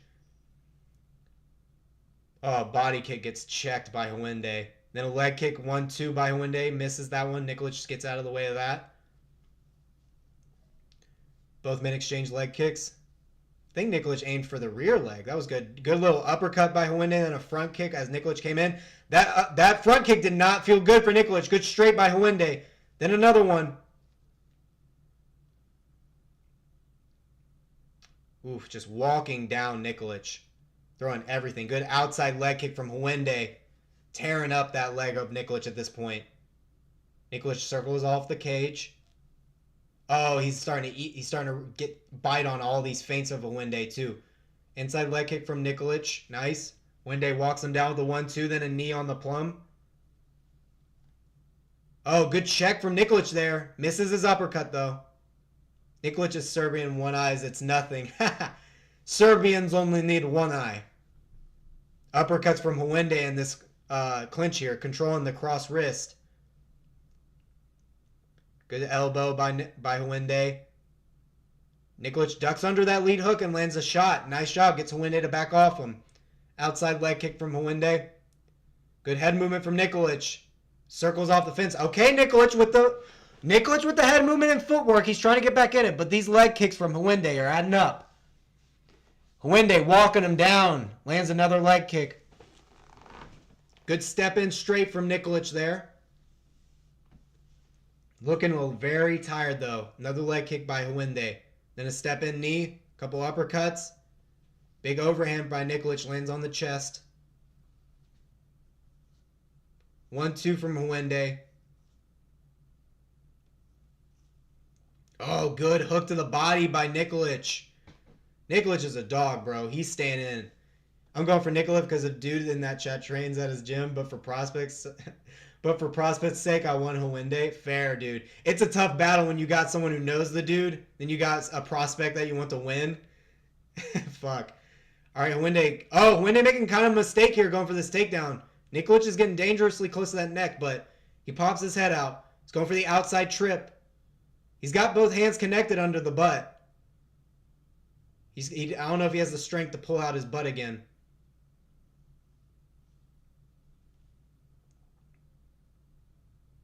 Oh, good. All right, so they pull up into the over-under clinch. A couple knees to the thigh by Hwende. Nikolić circles off the cage. Yeah, they're fighting really hard. Big! Nikolić signaled that overhand from 2 continents away, and he still landed it. Good head movement from Nikolić. They ain't call it brave for no reason, for real. Good flurry from Hwende. Lands a front kick, and they end the round. Oh my god, these dudes are not giving up. Good on Nikolić to take all this forward pressure. Hwende takes a knee in the corner. Hwende looking a little tired. Hwende looking tired after that round. Oh, man. Hwende's so close to landing clean on the chin, but he's just missing clean on the chin. Nikolić is just staying defensively sound enough to not get caught too clean.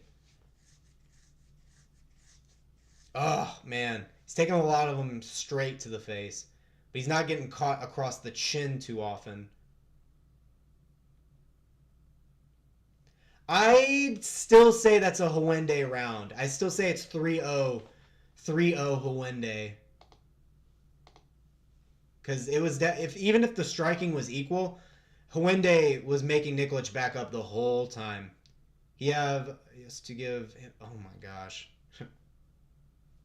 Wild. Dennis, you need to chill out with that. Chill, Dennis. Chill. Okay, Hwende immediately crashing in at the beginning of the round. Hooks to the body by Hwende. Drops down to the double leg. I don't like this angle for the double leg, though. Oh, he gets it. He pulls the legs out. Dumps Nikolić onto his butt.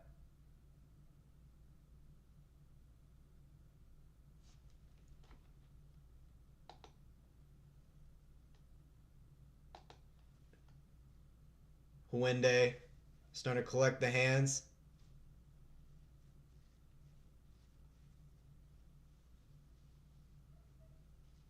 Okay. Hwende steps over into the full guard. Nikolić still trying to build his base back up. Good job landing a couple shots along the way for Hwende. Trying to land where he can, controlling the bottom leg. Nikolić pulls the bottom leg out, though. He stands back up. Hwende's got a body lock here. He's got a leg in between. Oh, Nikolić is dangerous balance here. He could get knocked over again, but he didn't let it happen. Okay, they break. Back to the center. 1-1-2 for Hwende. Then a front kick. Leaping lead hook for Nikolić. Lands. He wobbled Hwende. Hwende's wobbly feet. Wobbly feet. He goes for a low single. Oh, man. Oh, man. Oh, now it got ninja choke. Ninja choke for Nikolić. He's got it locked up. Hwende having to back up to the cage. He's not out yet. Hwende's out. Hwende's out. Hwende's out. Nikolić gets the ninja choke. Nikolić gets the ninja choke off wobbling him off the lead hook. Oh, my God. Don't call it a comeback. Nikolić gets the win. Oh, my God. Ninja choked him out cold. Ninja choked him out cold. Woo! Damn, off the lead hook wobbling him. Man, Hwende kept a really good poker face because I felt like he was taking a couple shots a little too clean throughout that fight. That one did it. That one did it. Serbian Rambo. Fair. That's fair. Serbian Rambo indeed. Oh, man. Good finish. Good finish. Sorry, Adebayo. Sorry. It happens. Man. No link, sadly. Sorry, Shinny. Man, what a ninja choke from Nikolić. That was crazy. Kamali fight and this one went nuclear. Dude, yeah, these two fights went crazy. Oh my goodness. The way they crashed in every time. They were crashing into each other. Insane. How many headbutts do you think were in this fight, by the way? How many times do you think they crashed into each other into their fucking heads? But yeah, this ninja choke was nasty. Literally went from one side of the cage all the way to the other side of the cage, too. Oh my gosh. Yeah, a ton of, like, 4. Let's go. Yeah, congrats to all my Serbians out there. All my Eastern Europeans. You guys got this one. You guys got this one. You guys got a belt. Congrats to y'all. Congrats, y'all. Oh, did he get his brown belt? Homie got his brown belt. Hey, now see, that's a brown belt worthy performance there. Got the ninja choke. After getting taken down a lot, to be fair. With not great double legs. He got that brown belt, though. The ninja choke was sick, though. He had good head and arm. Borislav deserves much more publicity in the Balkans, but sad thing, even after this, a lot of shit-speaking guys like Bałkowski gets the most. Interesting. Got some Serbian drama here. Was Bałkowski wasn't on this card, was he? He wasn't on this one. Yeah. But yeah, hopefully, well, hey man, he's got a belt now. And he's got a good belt too. He's got a Brave CF belt. So maybe, who knows, Marco? Maybe he gets a little bit more publicity now. Because he's got a really exciting style. He's got an exciting ass style. He did it for the Denver Nuggets. Shout out Jokic. Nice. What's Luka Doncic? I almost looked up Luka Doncic on Tapology, bro. What's Luka Doncic's nationality? What's Luka's nationality? I don't even know. Luka Slovenian? That's funny. That'd be funny if Luka was in the crowd. Hold on. I don't know if I'm gonna like lose viewers from playing this, but I gotta show you guys one. I gotta show you guys something. Hold on. Let me get it up. It's one of my favorite things of all time. Hold on one second. Yeah, they gave that belt. They just got the belt on Nikolić, man. Congrats to Nikolić, bro. Hold on. This is it. I gotta pull it up first in the OBS. Okay, here we go. Here it is. This is one of the funniest videos I've ever seen. I don't know how loud that is. Hold on. Hold on. Gotta make sure audio is working. Okay. Here it is. This is one of the funniest videos I've ever seen.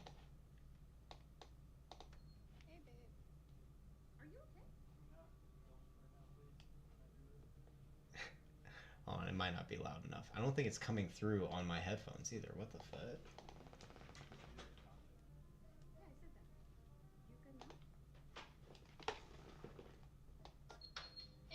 There we go. Are you okay? Film right now, please. Can we not do this? Is this because the Mavericks traded Juka Johnson? It's Luka Doncic. Yeah, I said that. Juka Nakovic. His name is Luka Doncic. Yeah, I said that. Luka Nakovic. No. Juka Javakova. I'm not making fun of Luka Doncic. it. Yeah, Juka Doncic. No, who do you know that's named Juka? Who? No, his name is Luka. do you know that's Stop named calling him Juka? Juka Johnson because I'm it's not. Luka Doncic. I know, it's Luka Nakovic. Why? What is that? This is important to me. It's important Okay. for us. Let's say the name together. Okay, ready? Luka Luka Doncic. Nakovic. Get out.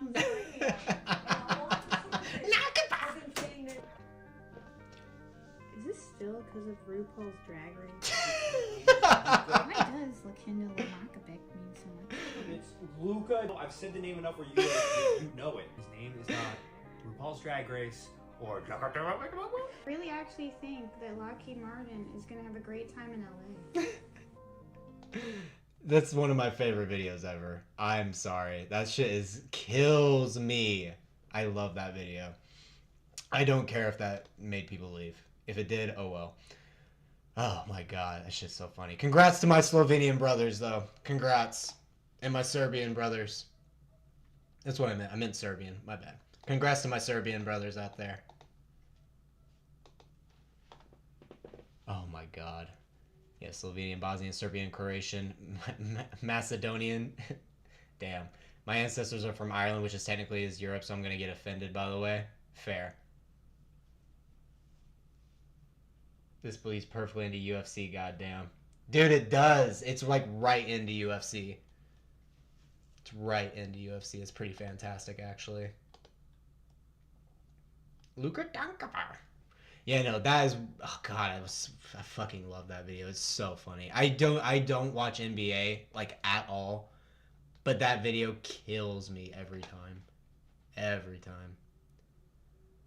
Okay. Erko Jun and Mohamed Fakhreddine.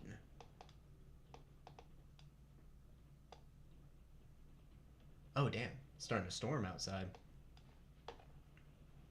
Damn, what happened? Yeah, he got wobbled with the lead hook, Adebayo. He got wobbled with the lead hook. Then he got ninja choked, bro. Got ninja choked. Luka is Serbian from Slovenia. Oh, thank you, AB. I didn't see that. Appreciate you letting me know. Uh-oh, Dennis versus Adebayo. I don't think Dennis was rooting for Nick. I think Dennis was rooting for Nikolić. Ironically, possibly. Told you about Nikolić. Thank you for the tip, Ghost. Yeah, that was an insane comeback. Yeah. That was an insane comeback. That's the problem in Africa. We need grappling experts.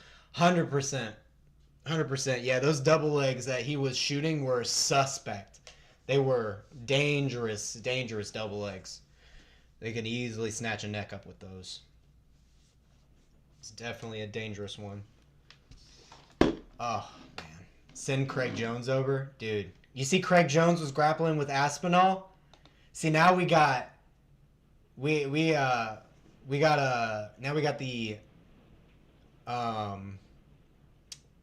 rivalry with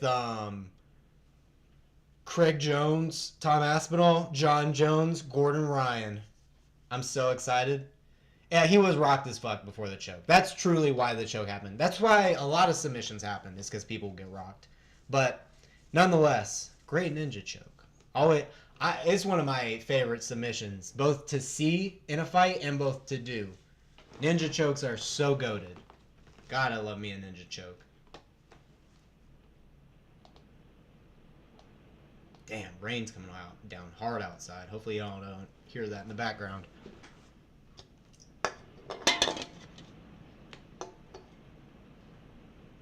Okay. So, to be honest, Dennis versus Adebayo boxing match. Dennis versus Adebayo boxing match. Let's go. The chaotic good and evil versus lawful good and evil. Let's go. There we go. We'll have that'll be down the line. We'll have a Lamona Rona's Dojo tournament, and we'll fly in subs, you know, for our own boxing event. It'll be our own creator clash instead. It won't crash and burn. There you go.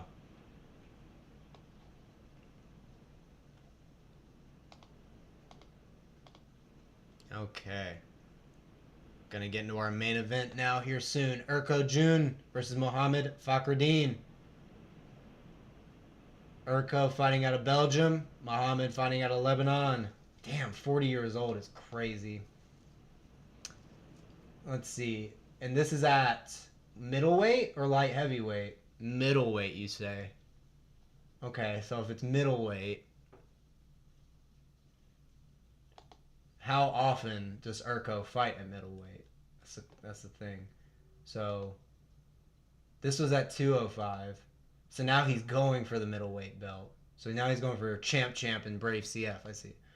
But before that, how often did this man fight at middleweight? Light heavyweight. Is this his first cut to middleweight? Looking like it. Yep. Okay. So first middleweight fight for my homie here at 5'10", 73-inch reach. What? Guess he's fighting low-level competition at light heavyweight, maybe. Unless there's 8 close odds considering the Tapology picks. Unless there's 8 picks in total, possibly. Let's see. Oh yeah, it's heavy toward June, but the odds are really, yeah, it's interesting, isn't it? It's weird that the odds are that close, but picks are way off, right? But Mohamed Fakhreddine, has he been competing? I know he had the PFL fight, but has he been competing at middleweight? He had a catchweight at 190. So he sounds like he already fought someone bigger than him. Okay. It's number 1 middleweight out of the Middle East, so he's definitely no joke. 6'0". Tough one. Having fans versus not having fans. True. All right. Fakhreddine making his way out now. Lebanon. Am I mistaken, or doesn't Lebanon have some don't they have some decent boxers? Might be off on that. I feel like they do. I feel like I've seen a few decent Lebanon fighters.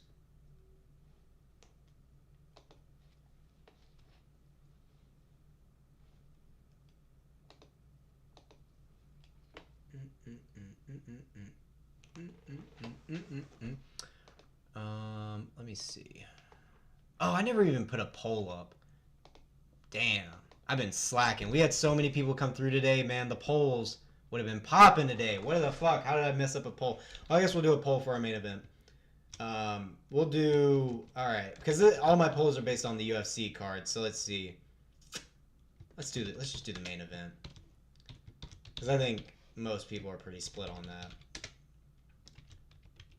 I'm about to spell Murad's name right the first time. There we go. Now we got a poll going. Get a few votes in before the end of the stream coming up for our main event here. Fakhreddine making his way in now. Praying before he walks in. Badass back tattoo, bro. He's got like the dragon coming down and then all the Japanese script on the left. That's sick. I don't like the tribal arm tattoos. I'm not a big fan of that. I'm not saying it looks bad. I'm just not a fan of the tribal stuff. But the dragon back tat is sick. It's a little dark. But I like the idea.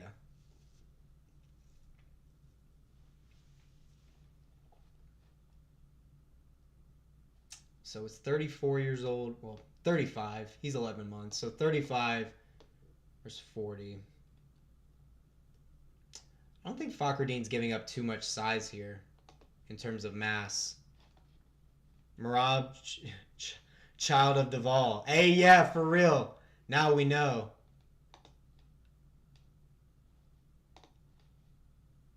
Damn. Now I'm never going to be able to unsee that. All right, now we got our next walkout, Erko Jun. Still trying to figure out who I want to pick. Okay, out of all the guys he's fought recently, what kind of records we talking here? 10-5, 12-5, 7-5, 10-10, 4-2, 4-2, 2-3, 12-7. This is who he lost to. And he didn't start fighting in Brave. He was in KSW early in his career. Got some KSW dubs. Okay. Didn't get until Brave CF until he was 5-2. And then Muhammad, my man, has fought in a few different places, Brave and PFL. Lost face crank. Damn, a 1 minute face crank. That's unfortunate as hell, dude. Overturned to no contest? Why? Who popped? Oh, illegal blows to the back of the head. Damn. Fakhreddine lost this one too. Damn. And he came back and won the next fight. You know what? I'm going with Fakhreddine. That says a lot to me. I don't know much about their styles, but that says a lot about a man to be able to come back and beat and win that. Why Upturo got to be different? For real, why does he?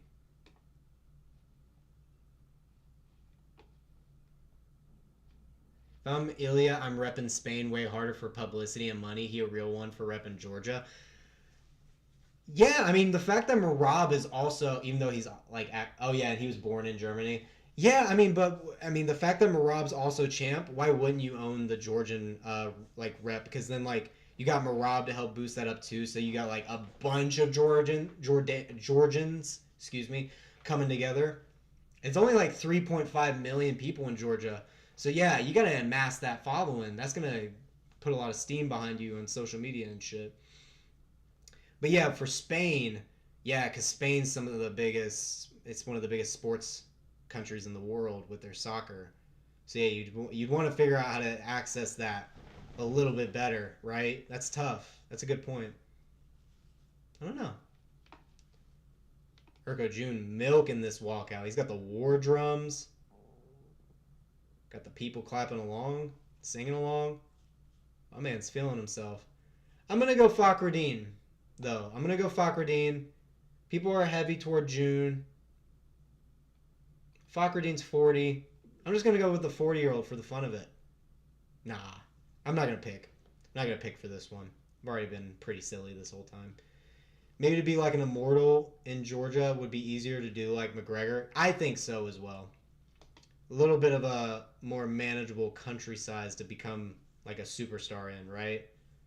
Although Georgians, they got a lot of fighters. They got a lot coming out. What are the odds for Oliveira Ilya? Good question.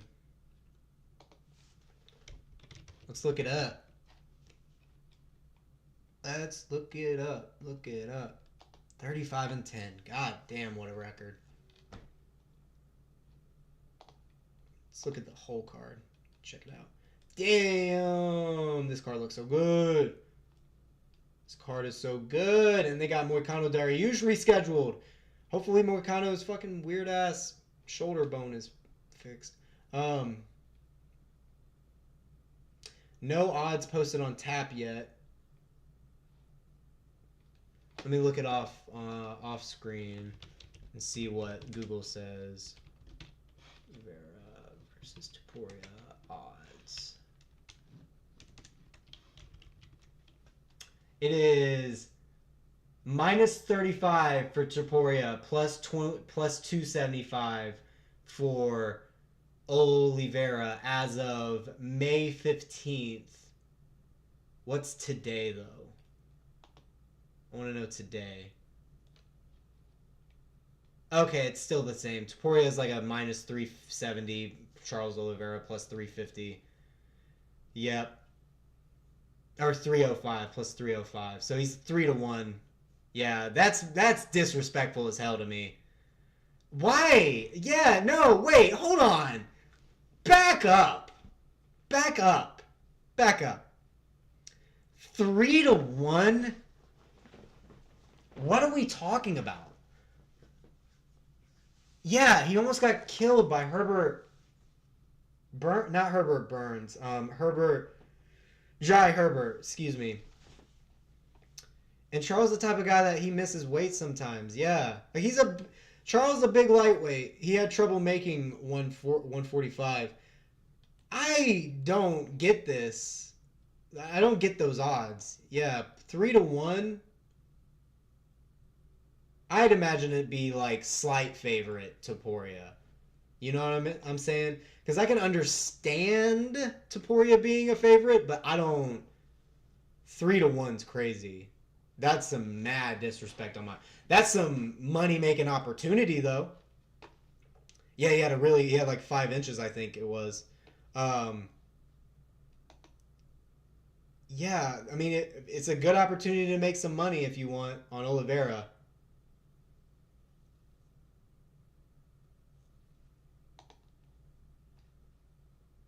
Oh my gosh, my fiance just texted me she's going to her sister's for like a tea update to like talk about gossip. That's too funny to me. Dude, that's crazy. The Brave CF on my computer still is region locked. Still doesn't want me to watch it on my computer. That's wild.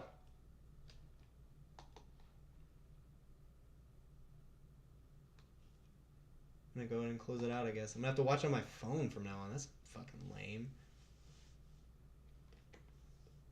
And throw hard and we'll throw hard kicks on like Max and Volk. Agreed. I think Max could have done way more kicking in his fight, because Max does kick. Volk usually just leg kicks. Max should have kicked way more in their fight.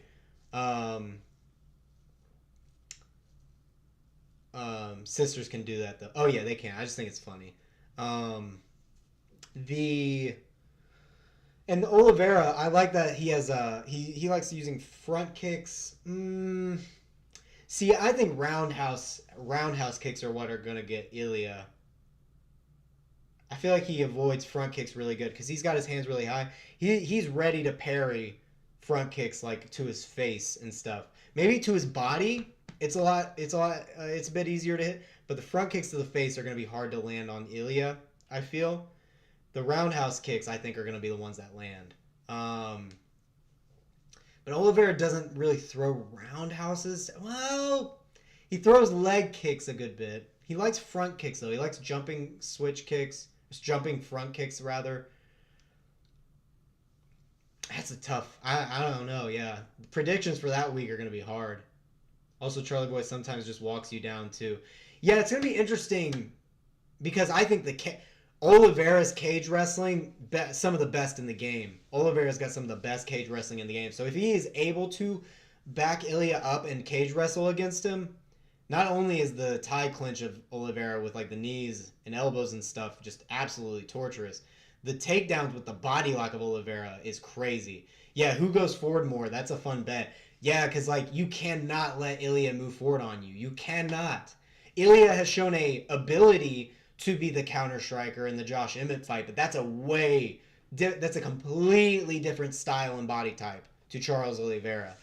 So I don't know. That's gonna be a good one. That's gonna be so good.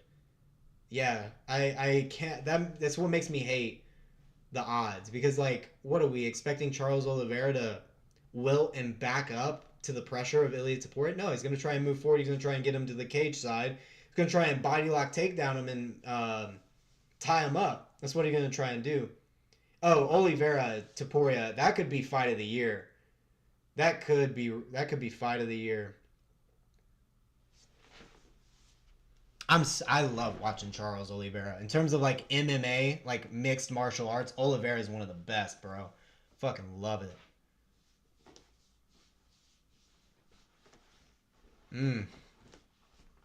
Dang, yeah. Height and reach still for Fakhreddine. Muscle mass definitely on the side of Erko. All right, round one. Finally got to it. Those intros lasted a bit. Round one TKO Erko. We'll see, Verdran. I'm putting your chat up, because if he doesn't do it, it's on you. I'm just kidding. Welcome to the chat, my friend. Front kick from Erko. Lands very nicely. Both men in the orthodox stance. Calf kick misses for Fakhreddine.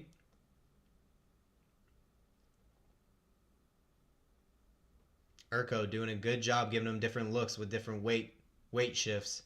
Falls over for a second, but he's back up. Calf kick misses for Fakhreddine. Jun with a nice front kick. Nice. Fakhreddine trying to land his own. Jun giving him some footwork. Trying to move around the cage. Fakhreddine feinting that rear leg.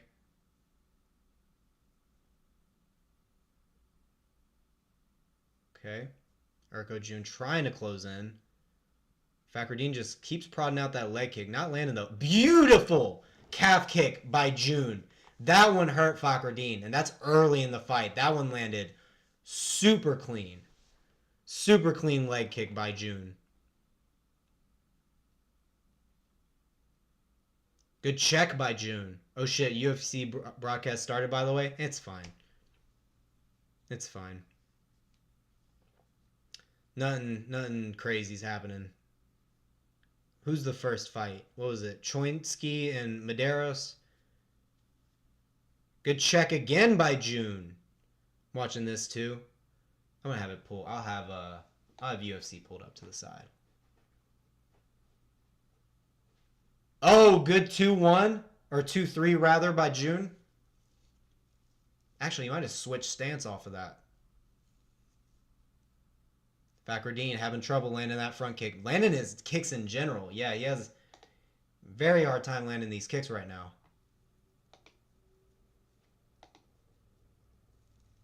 Erko doing a good job with feints, though, and the footwork. Erko looks super light on his feet for being probably the bigger guy in terms of weight. But it looks like a really good middleweight cut for him. He looks like he cut really well to middleweight. It's 5'10" though, or 5'11" though. It's gonna be tough.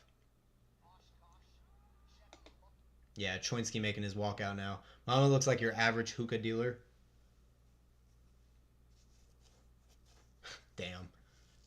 Damn. That's fucked. Didn't need to expose him like that. Not in the fight. Oh, well, actually, no, with the bun, with like the man bun. Oh, yeah, no, with the man bun and shaved sides. See, I was looking at his Tapology pick, but yeah, no, in the fight, yeah, no, I see what you mean, actually.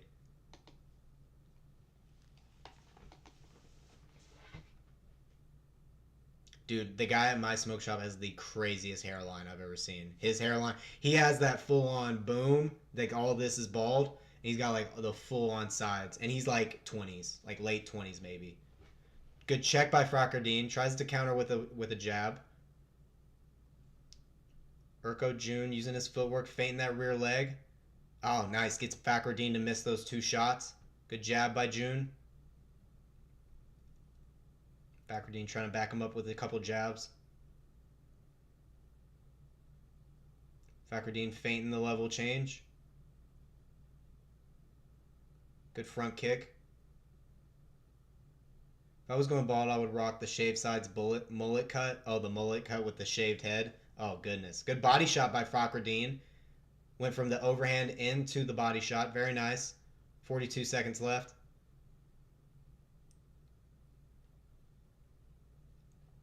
Okay. Fakhreddine switching stances, moving forward. Or, excuse me, Jun, rather, was doing that. Fakhreddine misses his leg kick. Oh, good switch stance, 2-1, but Fakhreddine ducks under, hits him with the rear hook. Nice. Oh, right slip! Out cold! Erko Jun is knocked out cold. Fakhreddine knocks him out with a hook! Clean dead! Oh my god! Fakhreddine, cold, stiff KO with the punch. Oh my gosh, and new. Damn it, I should have locked my Fakhreddine pick, bro. Should have locked it. God damn. Woo! The Tapology picks, baby. Oh my god, everyone in Tapology's seething right now. That's too funny.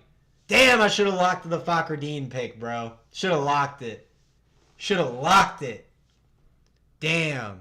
Fakhreddine showing respect to his opponent at the end of the fight. Faceplant KO, dude. That was like Dominic Reyes face planting after Yuri Prohashka. That's what that looked like.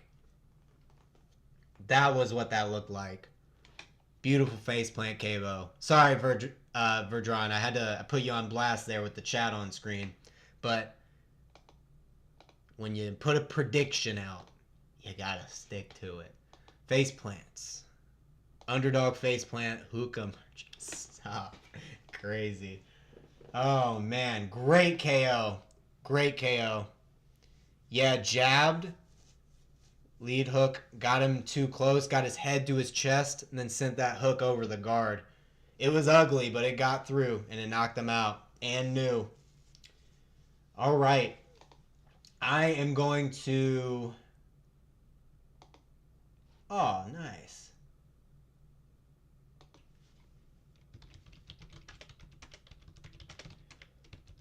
got a new follower on Twitter. He's doing like a MMA history PhD at his college, and he was just messaging me. I just wanted to tell him what's up.